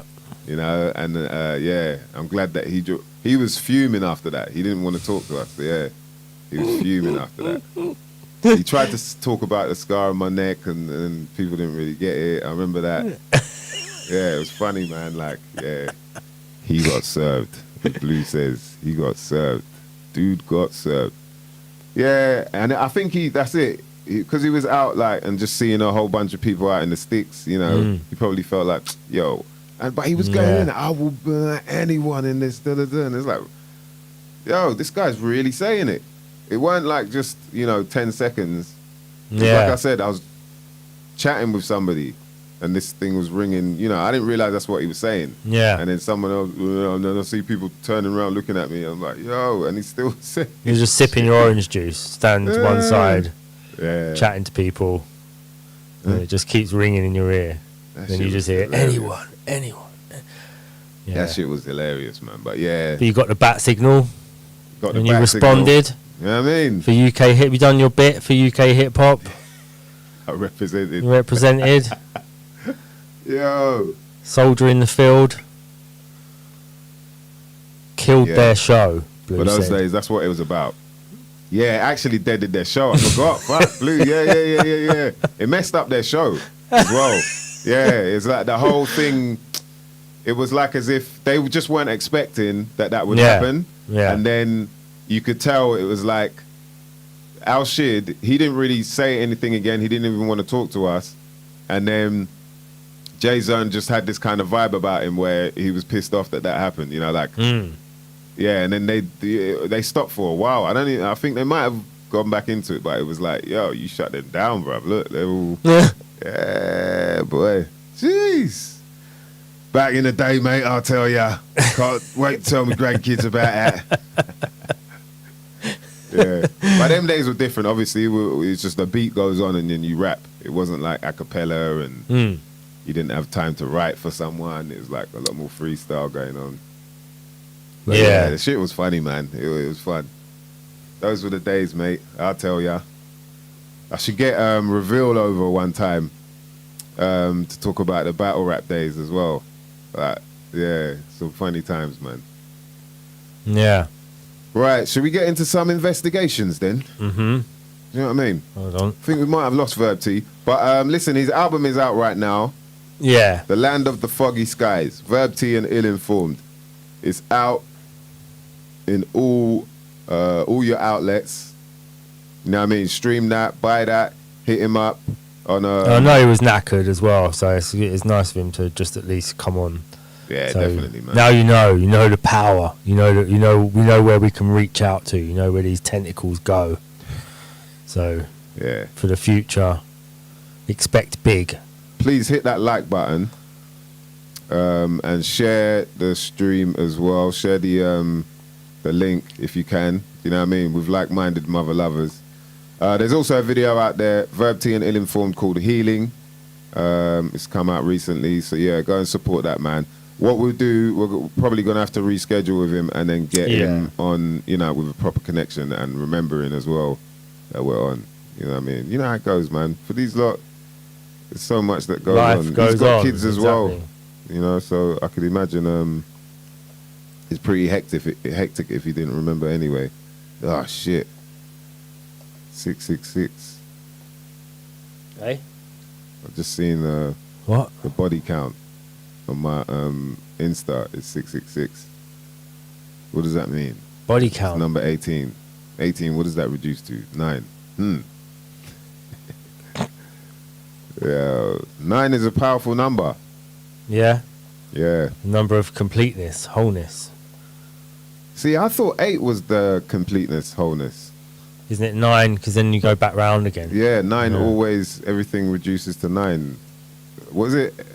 Whatever you multiply by 9. reduces Yeah, to there's 9. that weird thing where you can like turn all numbers into 9. Yeah. Yeah. And then even when you look at a circle, you know, like the degrees, you know, so you got 90 degree, that Yeah. reduces to 9. Then what you got next? 180. 9. Yeah. Yeah. 270, Yeah. 360. Yeah. It reduces to 9. So Yeah. there's some divine 9. Shout out to 4D. What's Div going on, bro? 9. Turbo Tubelicious in the building. Hey. We're going to get into some investigations right now, mother lovers. I'm gonna watch to the turbo. I'm gonna watch to the end before I decide this is worth a like. If you don't mind, well, just dislike it until then. Yeah, put a dislike and then if you change your mind. Or you can, I saw someone talk about like it, then unlike, then like again. Yeah. See how you feel. Whenever we put you off, just unlike. Just as long as when you If end you don't it, like it, hit the like button 3 times. Did I hit you with the oh yeah. I'm just trying to find now. Hold on. Wales in the house. Yeah, 8 is infinite. Yeah. 4D's out in Wales, isn't it? Hey. 4D. That's right, mother lovers. Back again. I didn't get a whole bunch of answers of people because I Really? think, I think, you know, sometimes it's like you ask, you're trying to investigate something, people might feel a little offended by. I think it's the algorithms as well. The algorithms. How do you deal with it? I've seen a lot of people talking about the algorithms now, like saying as if they're people, as if they're actually like, yo, these algorithms are out to get me, bruv. Like I lost some shit. Due to these Yeah, wow. algorithms. Algorithms drunk up all my shit. They drunk. No, it was the algorithms, bruv. If it ain't the Rona. So this week's Mice Investigates, ladies and gentlemen. Get a sound effect for that one. We're working on it. Oh, we've still got time in the background. Mice Investigates. What is Yeah. the most fake it till you make it moment you've ever witnessed or heard of? The most fake it till you make it. You know what I It's a mean? good one. The Love Island of life. The Big Brother, the last, towards the last 10 years of it in real life. Yeah. Huh? That's a good one. What is the most fake it till you make it moment you've ever witnessed or heard of? The one that stands out the most to me when I think about it is the one about the Nigerian guy who managed to sell an airport. That's pretty, yeah. Yeah, That's pretty big to deal. a Japanese. Yeah. he sold it to, I think it was a Japanese investor. I don't Yeah. know how you managed to do that. Selling London Bridge, that was probably quite a good one. Someone sold London Bridge. Yeah, sold it to like Arizona or someone, and they thought they was buying Tower Bridge, but they weren't. They was buying the old London Bridge, which was just made of stones, like an Wow. old London Bridge. And now it's in Arizona, somewhere like Arizona. They had to rebuild it, and they rebuilt it, and it's just like a bridge that's the old London Bridge. But in their mind, they were buying the big towers and the opening bit, and everything. Yeah. What, but didn't they look at it first, like just to make sure? Or maybe they nah, but that's kind of weird, man. It's kind of weird that you can do that, innit? Yeah. Council just sold the bridge off. And then, but Put they it on like the old whatever loot. They probably had it and advertised it in loot. Craigslist. Okay, so Arizona, they're like someone in Arizona, some area there are like, yeah, we want London Bridge to be here, Mm. and then They must have heard it was for sale. so London Bridge ain't here no more. There's no London Bridge. There is, but but when they to raise the money to build the new London Bridge, they sold the old London Bridge. Okay, Let's that have a is look. hilarious. So these lot just got some old like Viking. They was looking for the Roman shit. It was like, nah, you get the Viking shit. Oh, it's Arizona, yeah, Lake Havasu City, yeah. Originally built in the 1830s and spanned the Thames, the bridge was purchased by Robert P. McCulloch from the City of London. Jeez. Should have guessed. That's all you got to say. Say no more. The City of London.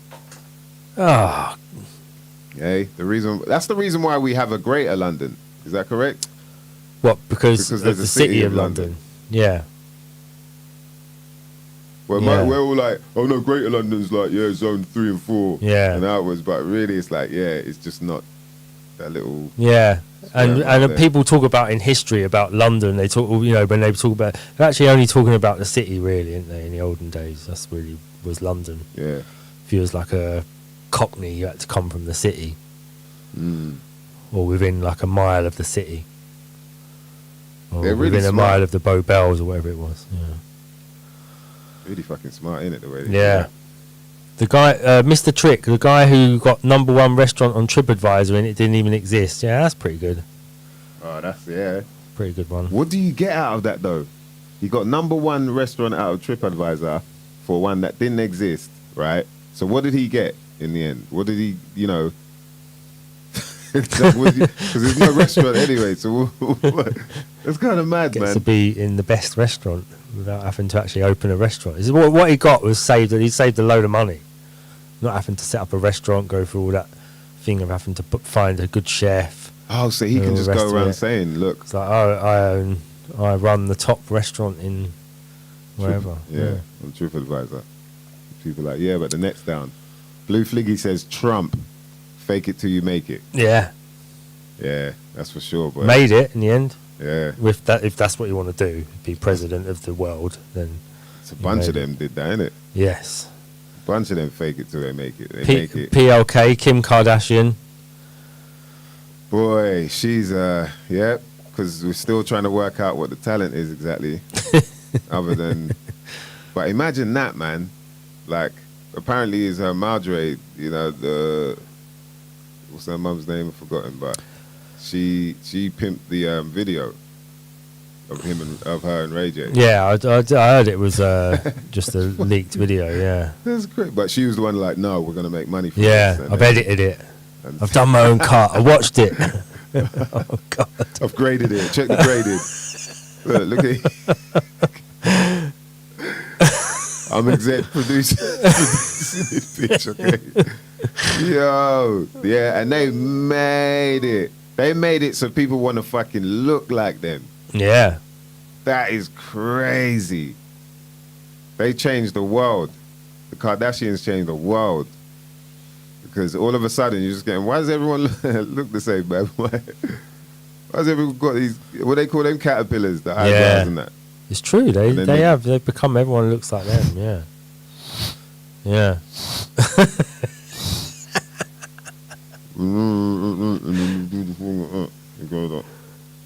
Like, all that. That's come from them. Yeah. The mad, like, you know, when you see chicks, they got the makeup, yeah. The cross, yeah. What contour line is called? Yeah. They do that contour line. So from an angle, because that's like photo shit. That's like, you take it from an angle. As soon as you turn that way, bruv, come man. And the shit here, you just look like a Klingon. Like, what the hell's going on here, man? They changed the world. They changed the world, boy. Yeah, you're not lying there. Kardashians, Jesus Christ. Who else? Armandi Juma, Milli Vanilli. Woo! And WWF. Yeah, WWF was a mad one. That really got to me. Thing is, if you didn't know, did you not know all along? I was too young. It was by the time I got to did you not know that 11. English wrestling was fixed as well? It's all all wrestling was fixed from the beginning. But when you're a kid, it looks wrestling real, was always fixed. Yeah. But it's when you're a kid, it looks real. Yeah, I suppose. You know, but then when you've got the characters as well, so you're sort of, they get you in that whole, like, you know, like you're rooting for that person, and that person's the baddie, the heel. Yeah, the heel. Yeah. Yeah, man, Big Daddy and was it Jeff Capes? Big Daddy, Giant Haystacks. Giant Haystacks, that's it. Giant Haystacks. Yeah. That was back in the day, boy. 80s TV, Jesus. There was a whole bunch of fake it to you. There was. There's loads of it, all the sets. Yo, Schofield, they all fair faking it till you make it. Yeah. Oh man, Milli Vanilli, that's it. Boy, their thing when it came out that they, you know, they faked the funk, like it was. Imagine what it must have felt like for them. Yo, we made it. I think they must have had a couple singles that killed it, like their albums and whatnot. Yeah. And then bam, it just comes out. You know, we're faking the funk, boy. I think one of them committed suicide in it. Really? I think so, or was it overdose or something? But you know, shit where you could tell, like, yeah, that affected their lives, man. And what the sad thing is, you know, it's the record companies, obviously, that, you know, make things how they are. And then so for that, it's like, wow. But then, you know, the crazy thing is as well, I guess because it was, was it actually them singing? I don't think it even was them singing, innit? Yeah. I think it is all like two men from Holland or something. Yeah. So I guess, that is crazy. When it's harder for people from Holland to make it in the music industry, so you have to put two pretty boy, light-skinned men at the front instead. Yeah. It was the only way you could make it back then. I guess so, man. Two men from Holland probably couldn't. They probably had big moustaches, and back then, with the plaits and that. Yeah, even the hair wasn't there. Even the hair was fake, bro. Jesus, I got plaits like your name's Daphne and that. Yeah, that. Ooh, jeez. That's a Blair. That's a very good one. Kenny Rebel says Blair.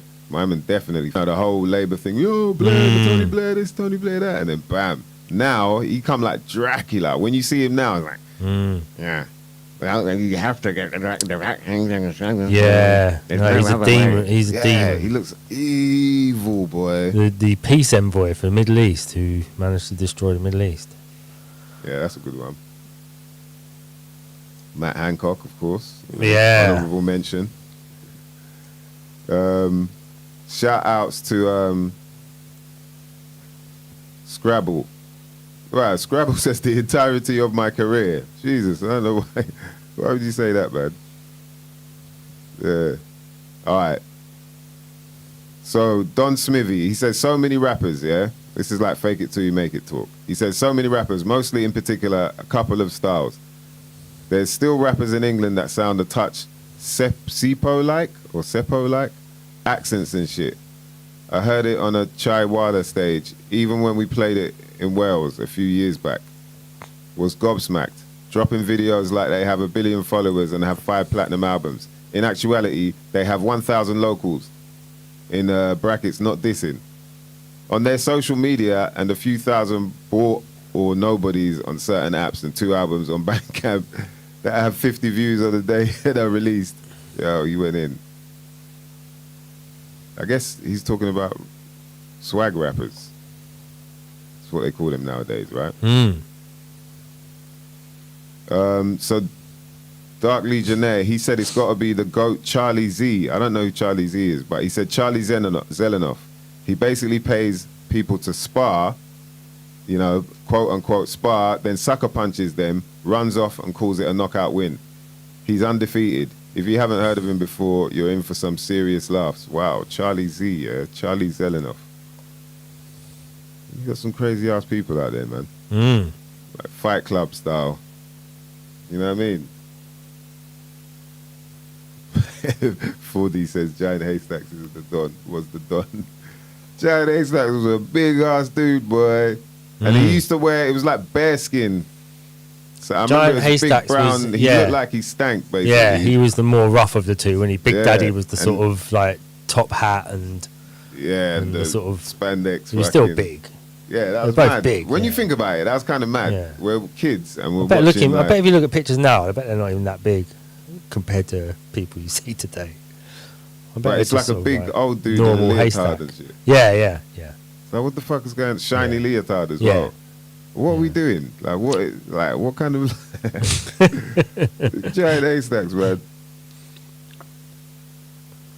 Who else we got? Gary Glitter, 4D. Gary Glitter. Fake it till you make it. He made it. Yeah, there's a lot of them, man. A lot of them, unfortunately. Blue saying not quite the same thing, but remember when the taxi driver ended up live on BBC News by accident, but still played along with the interview? Do you remember that? That was good. I think that's a fake it till you make it. Yeah. Where they put him on, they thought he was just the guest, and they told him to come on, put a mic on him, and sat him down and all that. And then they're like, okay, coming up next, we've got so and so. He started talking to him. What do you think? He's like, yeah, I think actually trying to answer the questions. Like an African bloke. He was actually trying to just like play along with it. And because he was just like, Didn't know what was going on. maybe I'm supposed to. Is this a custom? Maybe it's a custom. You have to do this. If you don't do this, they'll kick you out. You won't go to school. You won't go to college. You won't learn. You have to learn this thing. If you don't learn this thing, you not gonna know nothing. If you not gonna know nothing. Yo, that is mad though. I want to see that video, man. Shout out to Suspense MC. Check what he says. He says Hackney College was building a new computer suite, and the man in charge of it all spent 3 million on computers, yeah, in Hackney College. The college later found out that the computers were second-hand and belonged to his wife, who had the company. Wow. Before the man, before he could be arrested, he handed in his notice and left England and went back to, guess where? Nigeria, mother love. He went back to Nigeria. That is hilarious, man. Speaking of Nigeria, where is it? So, I was saying about this Nigerian guy. The con man, he managed to sell an airport that didn't exist for $330 million. Wow. His name was Emmanuel Nuerde. And he pulled off the third largest con in history. Fake airport scam. So he sold it to a Brazilian bank for 242 million US dollars. Wow. Somehow, There's some way. some Nigerian prince shit there, isn't it? So Pulled he it managed off. he managed to convince an unassuming bank He manager wrote an by the email name to of- someone just saying, I've got an airport for sale, please deposit Hmm. 40 million US dollars in my bank. And they went for it. That's mad, yeah, because it does talk about it was before the internet was popping. So he was probably one of the first. First. That's where they all he got it set from. it off. Yeah.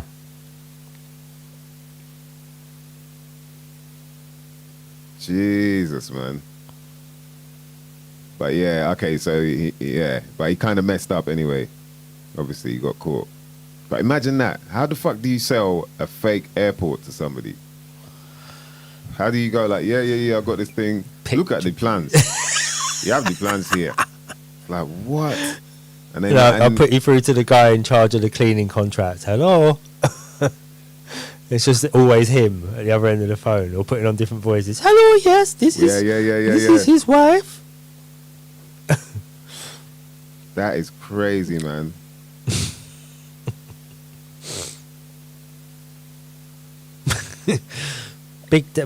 Blue says Big Daddy was more more athletic.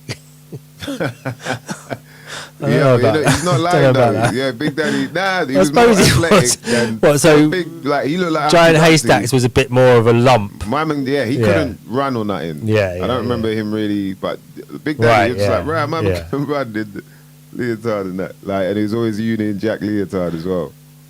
Tom Arlett's got car park attendant, possibly in Bristol, who kept going to work for years after the council shut the car park, taking money off people, and then disappeared with 1 million. I heard this recently. I heard about this recently, and they're saying that it might have been a myth. But yeah, Oh right. it was something like that. But it was something similar to that. I'm not sure if it is exactly that, but it was to do with some guy that used to go into this car parking attendant job, and he'd collect money and he'd getting paid and all that. But it turns out that he never actually was contracted there. And so he disappeared once, and then they was asking, oh, where's, and they was like, oh, I don't know, I thought he worked for you, like the two Oh companies, right. yeah. Okay. So yeah, it could be that story, man, but I don't know if it's 100% true. But Amondi Juma, Ali Dia, the fake footballer who said he was related to George Weah, managed to get a run out in the Premiership for Southampton. yeah, someone's mentioned that Flipping as well. hell. Yeah, where is it? Because I didn't know who he was either, and they said exactly that.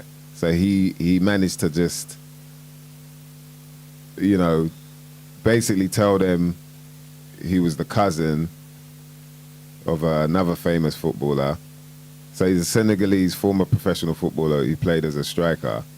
And in '96, he convinced Graham Souness, who was a Southampton manager, that he was the cousin of a FIFA World Player of the Year and Bolt of the Year and Ballon d'Or winner George Weah. So that led to him getting signed a 1-month contract with Southampton days later.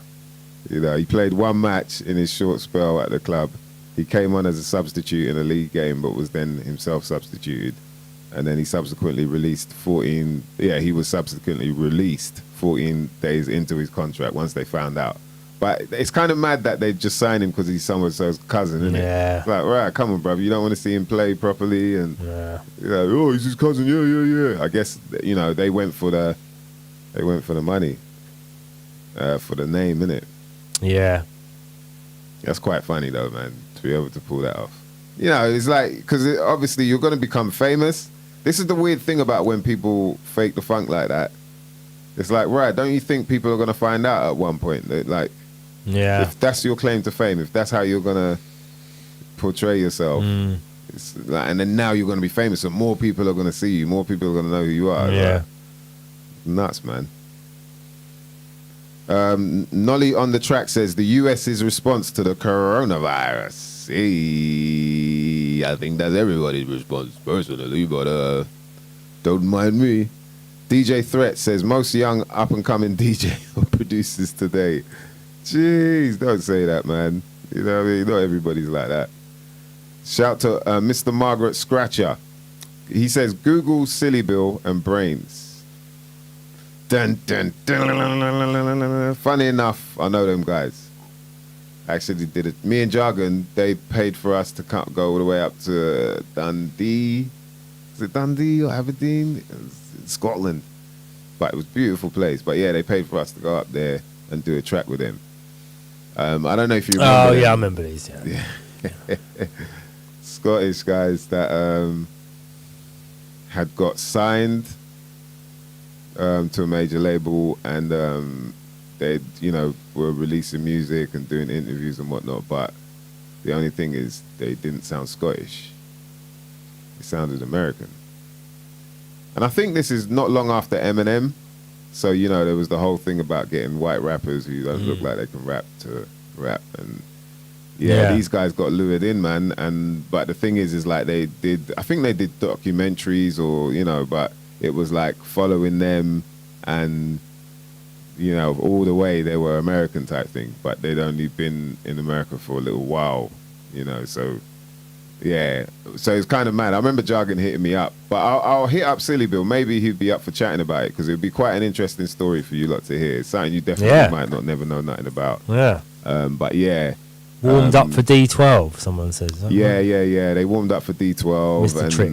And, it was funny because Jargon would always give me an update on what they're up to. And he was just like, yeah. He's like, yeah, they're doing a lot of stuff, man. And he's just like, but...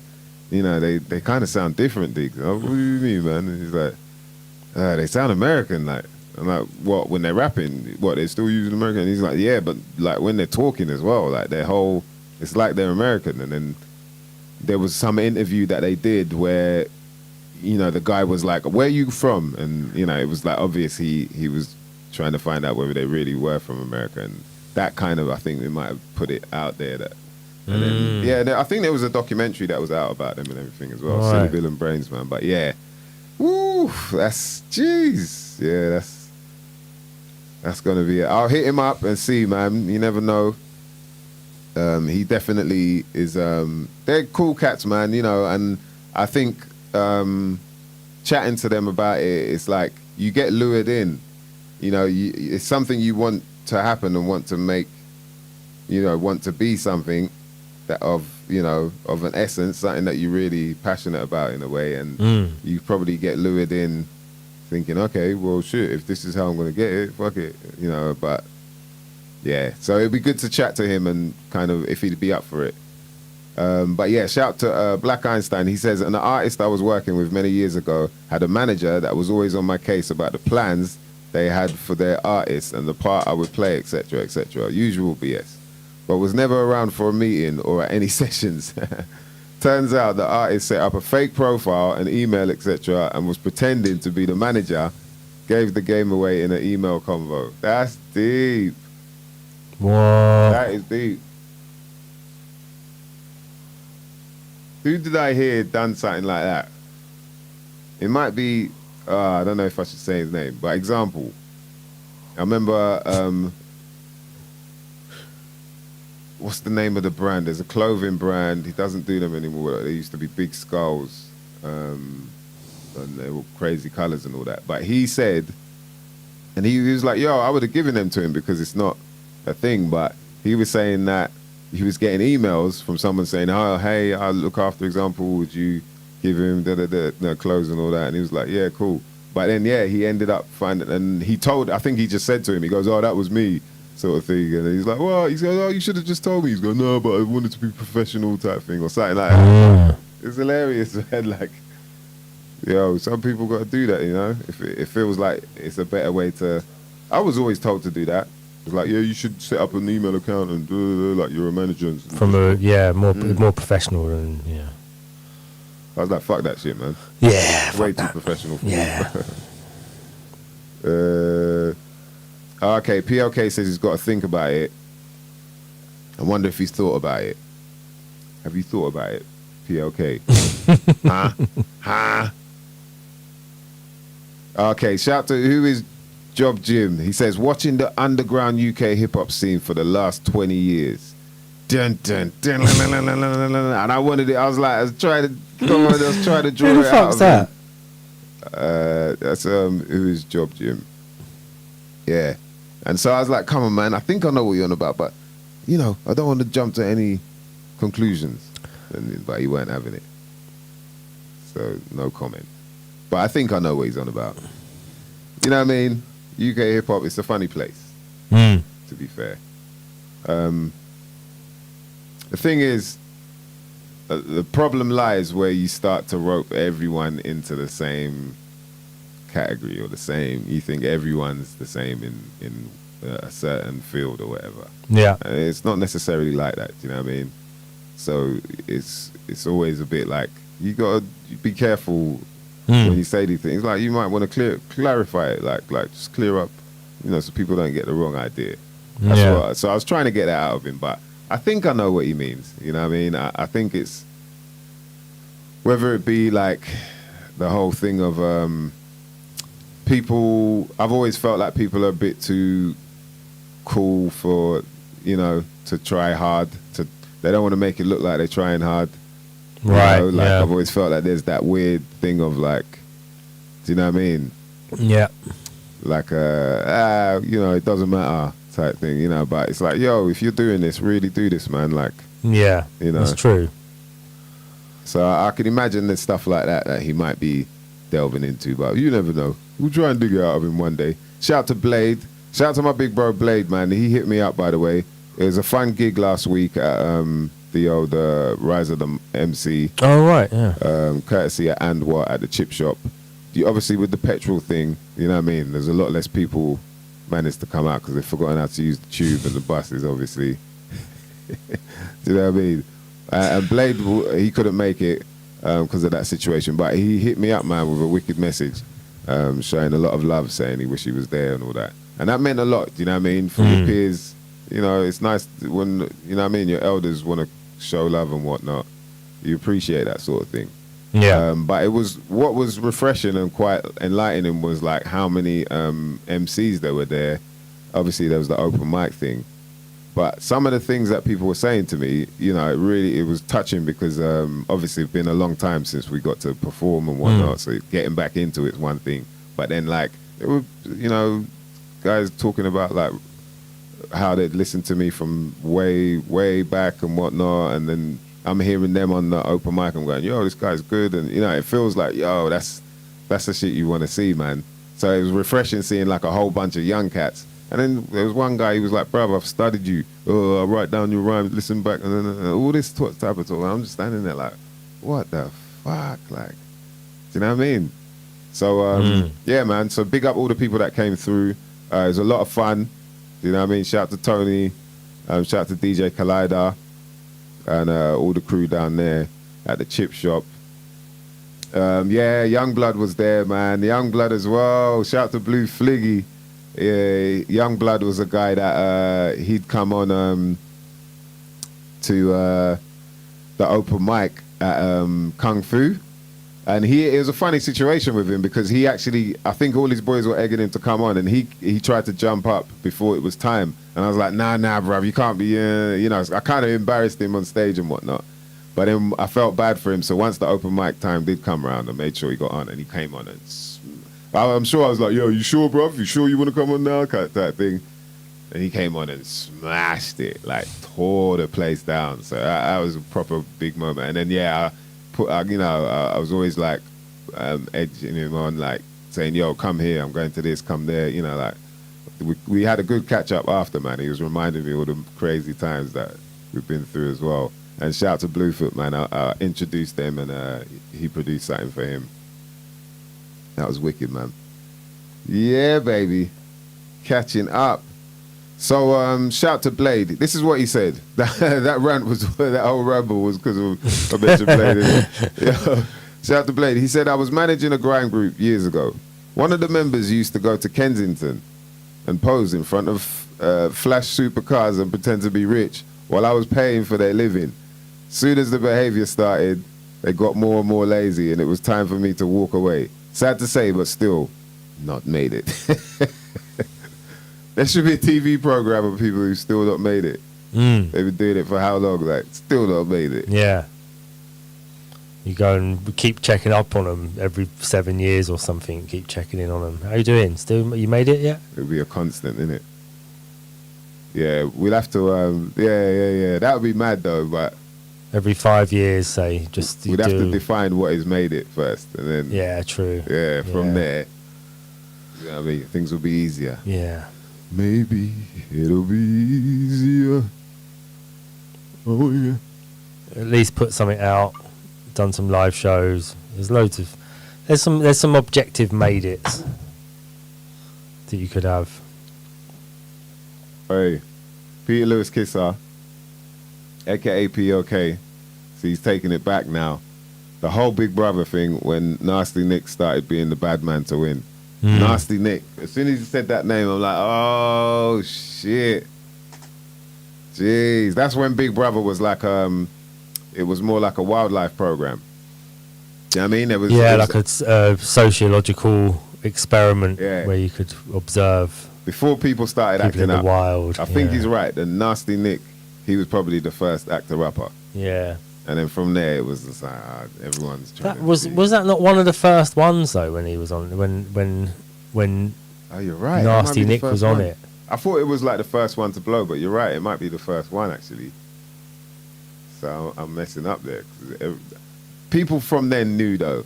But Yeah. and it was cool for a couple years, but then it just turned into like, okay, everyone's on this. You shit. just do that. Yeah, you just become. Be a weirdo, and you'll be famous. Yeah. What's her name though? She was from early. The chick on the big girl. I think she's from Birmingham. That's on like ITV and all that. Not Jade Goody, R.I.P. No, not Jade No. Goody. She was before Jade. This one. Yeah, and but she was loud and all that. Oh, she does like This Morning. Yeah, This Morning. That's it. Yeah. yeah. She's been like, you know. Denise or something is her name or something. I can't remember. I don't know. remember, man. I don't know. But she's done well, innit? Not for being on Yeah. Big Brother, just being on there and loud Yeah. and shit. Yo. I think they sometimes use those programs for fielding reality. Alison, that's it. Yeah. Just blue. They use them for fielding the future TV stars. So they put a load of people in there, and they're like, some of these people might be good for being on TV, and then they sort of like check them in a live situation, see how they react being on TV all the time and all that. And then the ones that do really well, even if they don't win, they get a career in TV. Do you think it's like they broadcasting the grooming? It's Yeah, like live grooming. yeah. You're watching them groom Yeah, these people to become their little robots. Like definitely. And then you used to get with the celebrity ones, you get like comeback ones, wouldn't you? Like Michael Barrymore had his comeback yeah. on Celebrity Big Brother. So he'd been like out of the limelight for killing Yeah. a bloke in a swimming pool, and then now he's Now like it's that on. It was redemption. on there like, I'm so glad to be back and all that. And then, so you get to Doing sort of so see him well. over like a few weeks, and you're like, he's won our hearts again. Oh, don't matter, he killed someone. Yeah, boy. What a tool that is, man. What? Craig the DIY man, Blue's saying, has his own DIY show. Yeah, so he's like do you remember Craig? Do you remember him? He was like he was like a builder, but he was like a sort of chirpy builder. Yeah, Maybe from vaguely. Liverpool or something. But he's got his own TV show now. Oh, is he? Yeah. Yeah, so What I mean, what's the deal with like? They should do one for like grime artists, just exclusively. They do these houses now, content houses. What, online? Yeah, where people live. You can like in New York or London. Probably got some in London, but you all move into the house together. Fuck off. No, I'm not kidding. Content houses. That's what they're Content called. houses. Yeah, and all you do is you basically just like contact companies and say like, we're going to start living our life 24/7 on cameras. Can you start sponsoring us and all the rest of it? And they build up the likes and promote each other all in separate rooms, doing gaming, product placement stuff. Yeah, content houses. What? So basically, so you're saying it's like a bunch of creators. Yeah, a bunch of different Content influencers They live in a house. live in a house. They rent a house together with the sole purpose of making that house into a content house. Yeah, so that's where like they're going to get likes and that shares. King and Batch and all that. Yeah, There's like a bunch of them in LA. yeah, that's it. Yeah. Oh, so they've been doing that for a while. Yeah, all over the place. They got them all over the place. I thought you, you know, when you said it, I thought you actually meant like just random people who'd be like, yeah, we'll live in a house where they just keep filming it on summer streets. Like Big people Brother, like but no one's watching. Yeah. You can tune in if you want. Nah, but It's I not a feel like TV there'll be show. people that'll be into that shit. Oh, of course they would. Yeah. When there are people like that are into, you know, watching people, you're watching the TV and on the screen is people watching the TV. Yeah. Yeah, there'll be, there's got to be people out there that are just into, like, yo, I don't mind just watching people in their yards, Yeah. seeing what they're doing. Like, I'll stay in my yard eating popcorn, you know what I mean? Drinking raw milk and strawberries. Just experimenting with your body in front of people, like just What the trying fuck, different man? diets, you know, just all sorts of. Yo. I've just heard about this new diet. I'm going to try it this morning. Smash the like button if you want me to try it. It's a glass diet where you just eat crushed glass. Yo. Yeah, that's nuts, man. Yeah. Oh, well. Fake TV, Blue said they should do one in a big marquee called The Content. man. That works on 3 levels. Wow. That's a big one, man. That needed a bomb. Tool belt wearing scouser. Right, Yeah, man. have It's crazy, boy. Crazy world. you got any more? There was one last one actually, but I have to, where was it? Oh, it was in the The most fake it till you make it moment you've ever witnessed or heard of. I'm having trouble. I suppose the bridge one, that's a pretty good one. But in terms of actual people, this is so beautiful, this one. go on. Shout to Reagantology. He says science. That is, That's clever. yeah, That's very clever, man. Yeah. It's so true because it's part of the idea of, Yeah. you know, modern science as well. It's like, theoretically, this could happen if we do this. Okay, let's make it happen. Yeah. You know what I mean? It can happen. It can happen. Don't worry. It will Yeah. happen. We've just got to configure this in a way that makes this happen. You know. Did it happen? Well, yeah, it sort of happened, but the way it happened was... It's a good one. You know, the whole road is scrabble. So in the end, it happened. No. Okay. Yeah, I get what you mean, because Yeah. I studied it as well. So, yeah, it happened. So, yeah, by the way, yeah, that's it. Make Yeah. it till you make it. You know what I mean? Spot on, man. Tom Arnott says Jesus.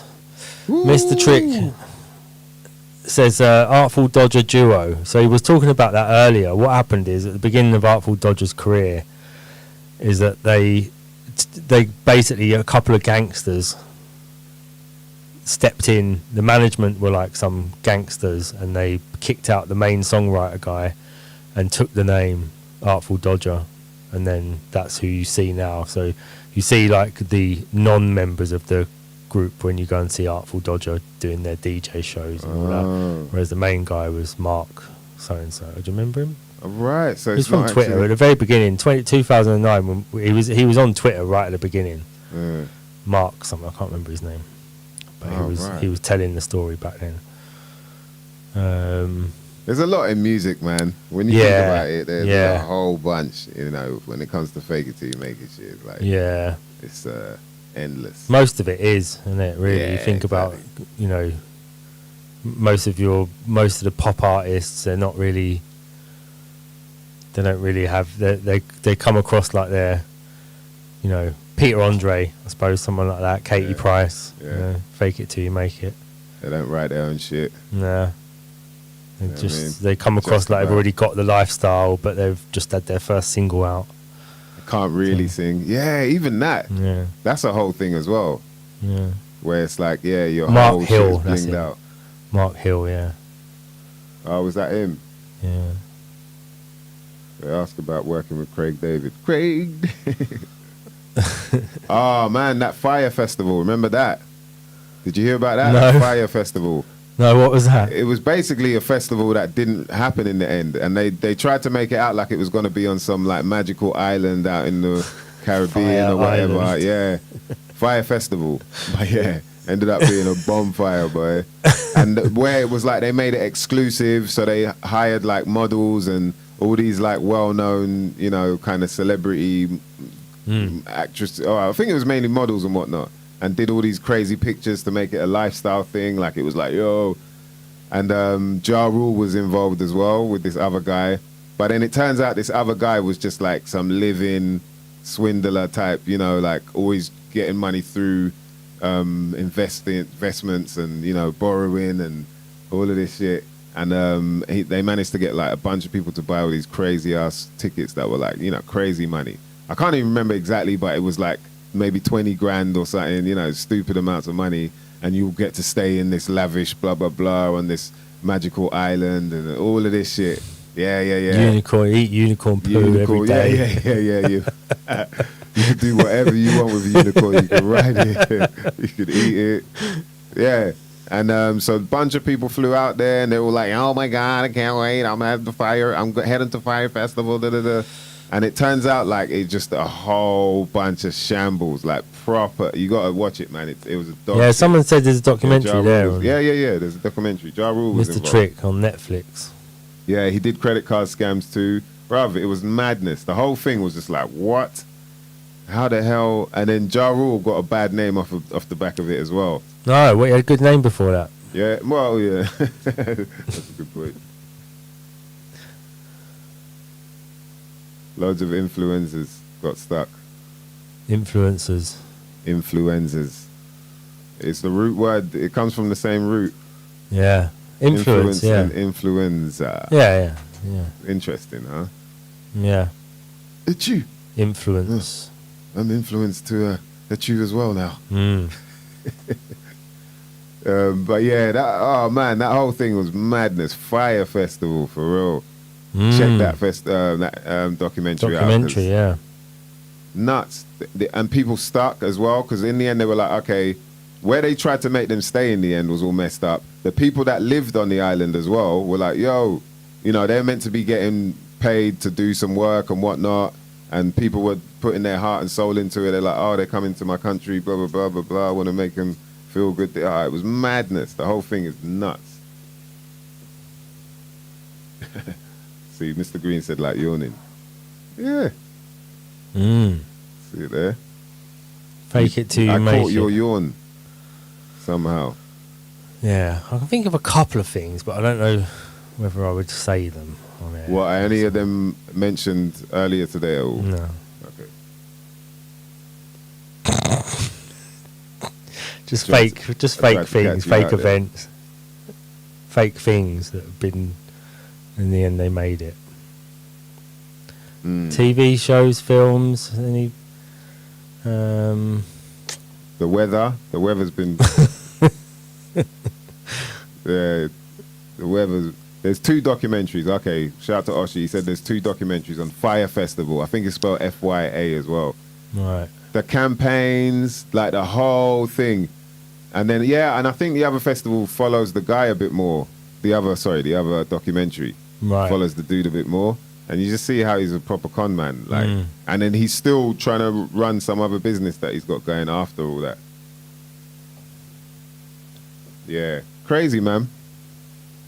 That's how some people do it, though. You know what I mean? Yeah. They fake it till they make it. I had a friend, who he wasn't qualified in anything. He was a DJ. He was like a drum and bass DJ. But this guy, somehow he could get a job anywhere. Like, he was one of them people, he could become the exec at, you know, some mad place or whatever. There was one time he was like, he got an job interview, and he managed to become like for, you know, the southeast area of all hospitals, he ran like the cleaning. Right, yeah. It's just like, what? How the hell? But he just knew how to go in there and, you know, catch me if you can type thing. He just knew how to go in there and convince people. he was the tall dude as well, so I'm sure he kind of Dominated, dominated the room. But yeah, that Darren Brown shit, boy, where he just like jobs like that all the time, exec jobs like up in offices, and then he would just go and quickly learn just like what he needed to try and get away with. Yeah. Fucking madness. Using what, like, literally controlling people's minds. Darren Brown. Sorry, Darren. Yeah, but he was like, say with that, you know, he had to become now an expert in cleaning. Yeah, he'd have to go and learn that quickly. So you go and get whatever book he needed, and yeah, because he's got the job. Fucking madness, bruv. It's proper. That's pretty much how I work. Yeah. That Yeah. is. I mean, really, I do only only learn on the job. I can't learn something without doing the job. So pretty much every job I've ever had, I'm just like, yeah, I'll give it a go.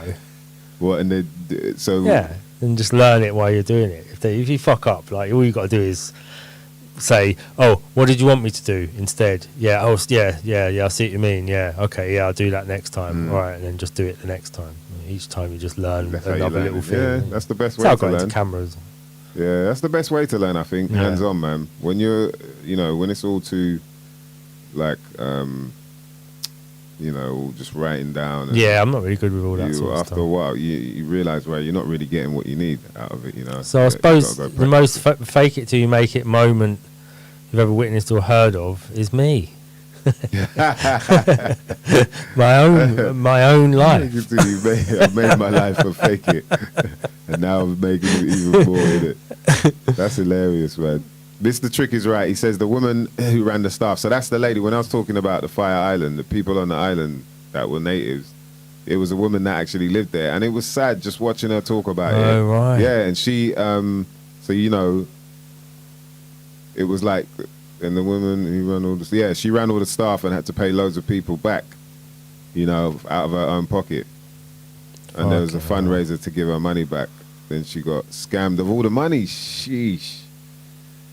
I didn't know that, man. Yeah, that's his name, Billy McFarland. He was the organizer of Firefest. Shout out to 4D. Madness, bruv. Madness, man. Yep. Someone mentioned that. Shout out to Spud Gun, Charlie Zelenoff. Yeah, we mentioned that already, man. So he's a fake boxer. I didn't realize it was Wilder who knocked him out, though. But yeah, a few others as well. Madness, bruv. Hey, we better get out of here then, man. Yo, look out for The Culture by Sam Kratz. The video's out there, vinyl's out there. You can order that now off of Revogue Records. Shout out to my brother Sam Kratz. Also, the Bad Bones Lead by Example LP is out there. I believe it's New Dawn Records, and I feature on the track on that. So look for that. Thank you to all you mother lovers that have been locked in. Hey, Lateral, you come mad late. We're about to be out, man. You know what I mean? We didn't want to keep people too long this week, man. Shout out to Verb T. Hopefully we'll catch him up properly on the next one. If not, you know, definitely soon. Peace to everyone locked in. Shout out to Reagantology, Black Einstein, Mr. Green, Yamor, Typical Stony, Kenny Rebel, DJ Pork Scratchings, Mr. Trick. I'm sure I'm missing out some people as well. Right. Merely a Trifle. So what does he say? Oh, Merely a Trifle says, Mice, any plans on getting Jest or Harry Love on a podcast? Surprise was the first song of yours I heard. Shout out to Harry Love, still a banger. Respect, bruv. Yeah, man, definitely, man. I'll hit them up and see, you know what I mean? Because we just got to schedule all the jugglings in. I'll shout my bro, Harry Love. Jest was actually going to do a podcast not long ago and hit me up, so I'll find out if he's up for it as well. But yeah, man, definitely good catching up with people. It's a shame Verbs, we just got to sort out the streaming, and then we'll make sure, you know, next time we can have a good chat with him. Shout out to my big bro, Amandi Juma. Thanks for locking in, bro. Always appreciate it. Shout out to Stephen88 Hawks. I didn't even see you were there, bruv. Bearman is a legend, he said. Yeah, man. Bearman. What happened to Bearman, man? There's enough of them characters out there, like. Yeah. 4D. Shout out to Turbo Turbolicious. Shout out to PLK, my brother Gleam. Yedamar, all you people locked in. We'll be back next week. My name is My Stiggy. Got two. Sorry, just quickly. You got two albums out this week.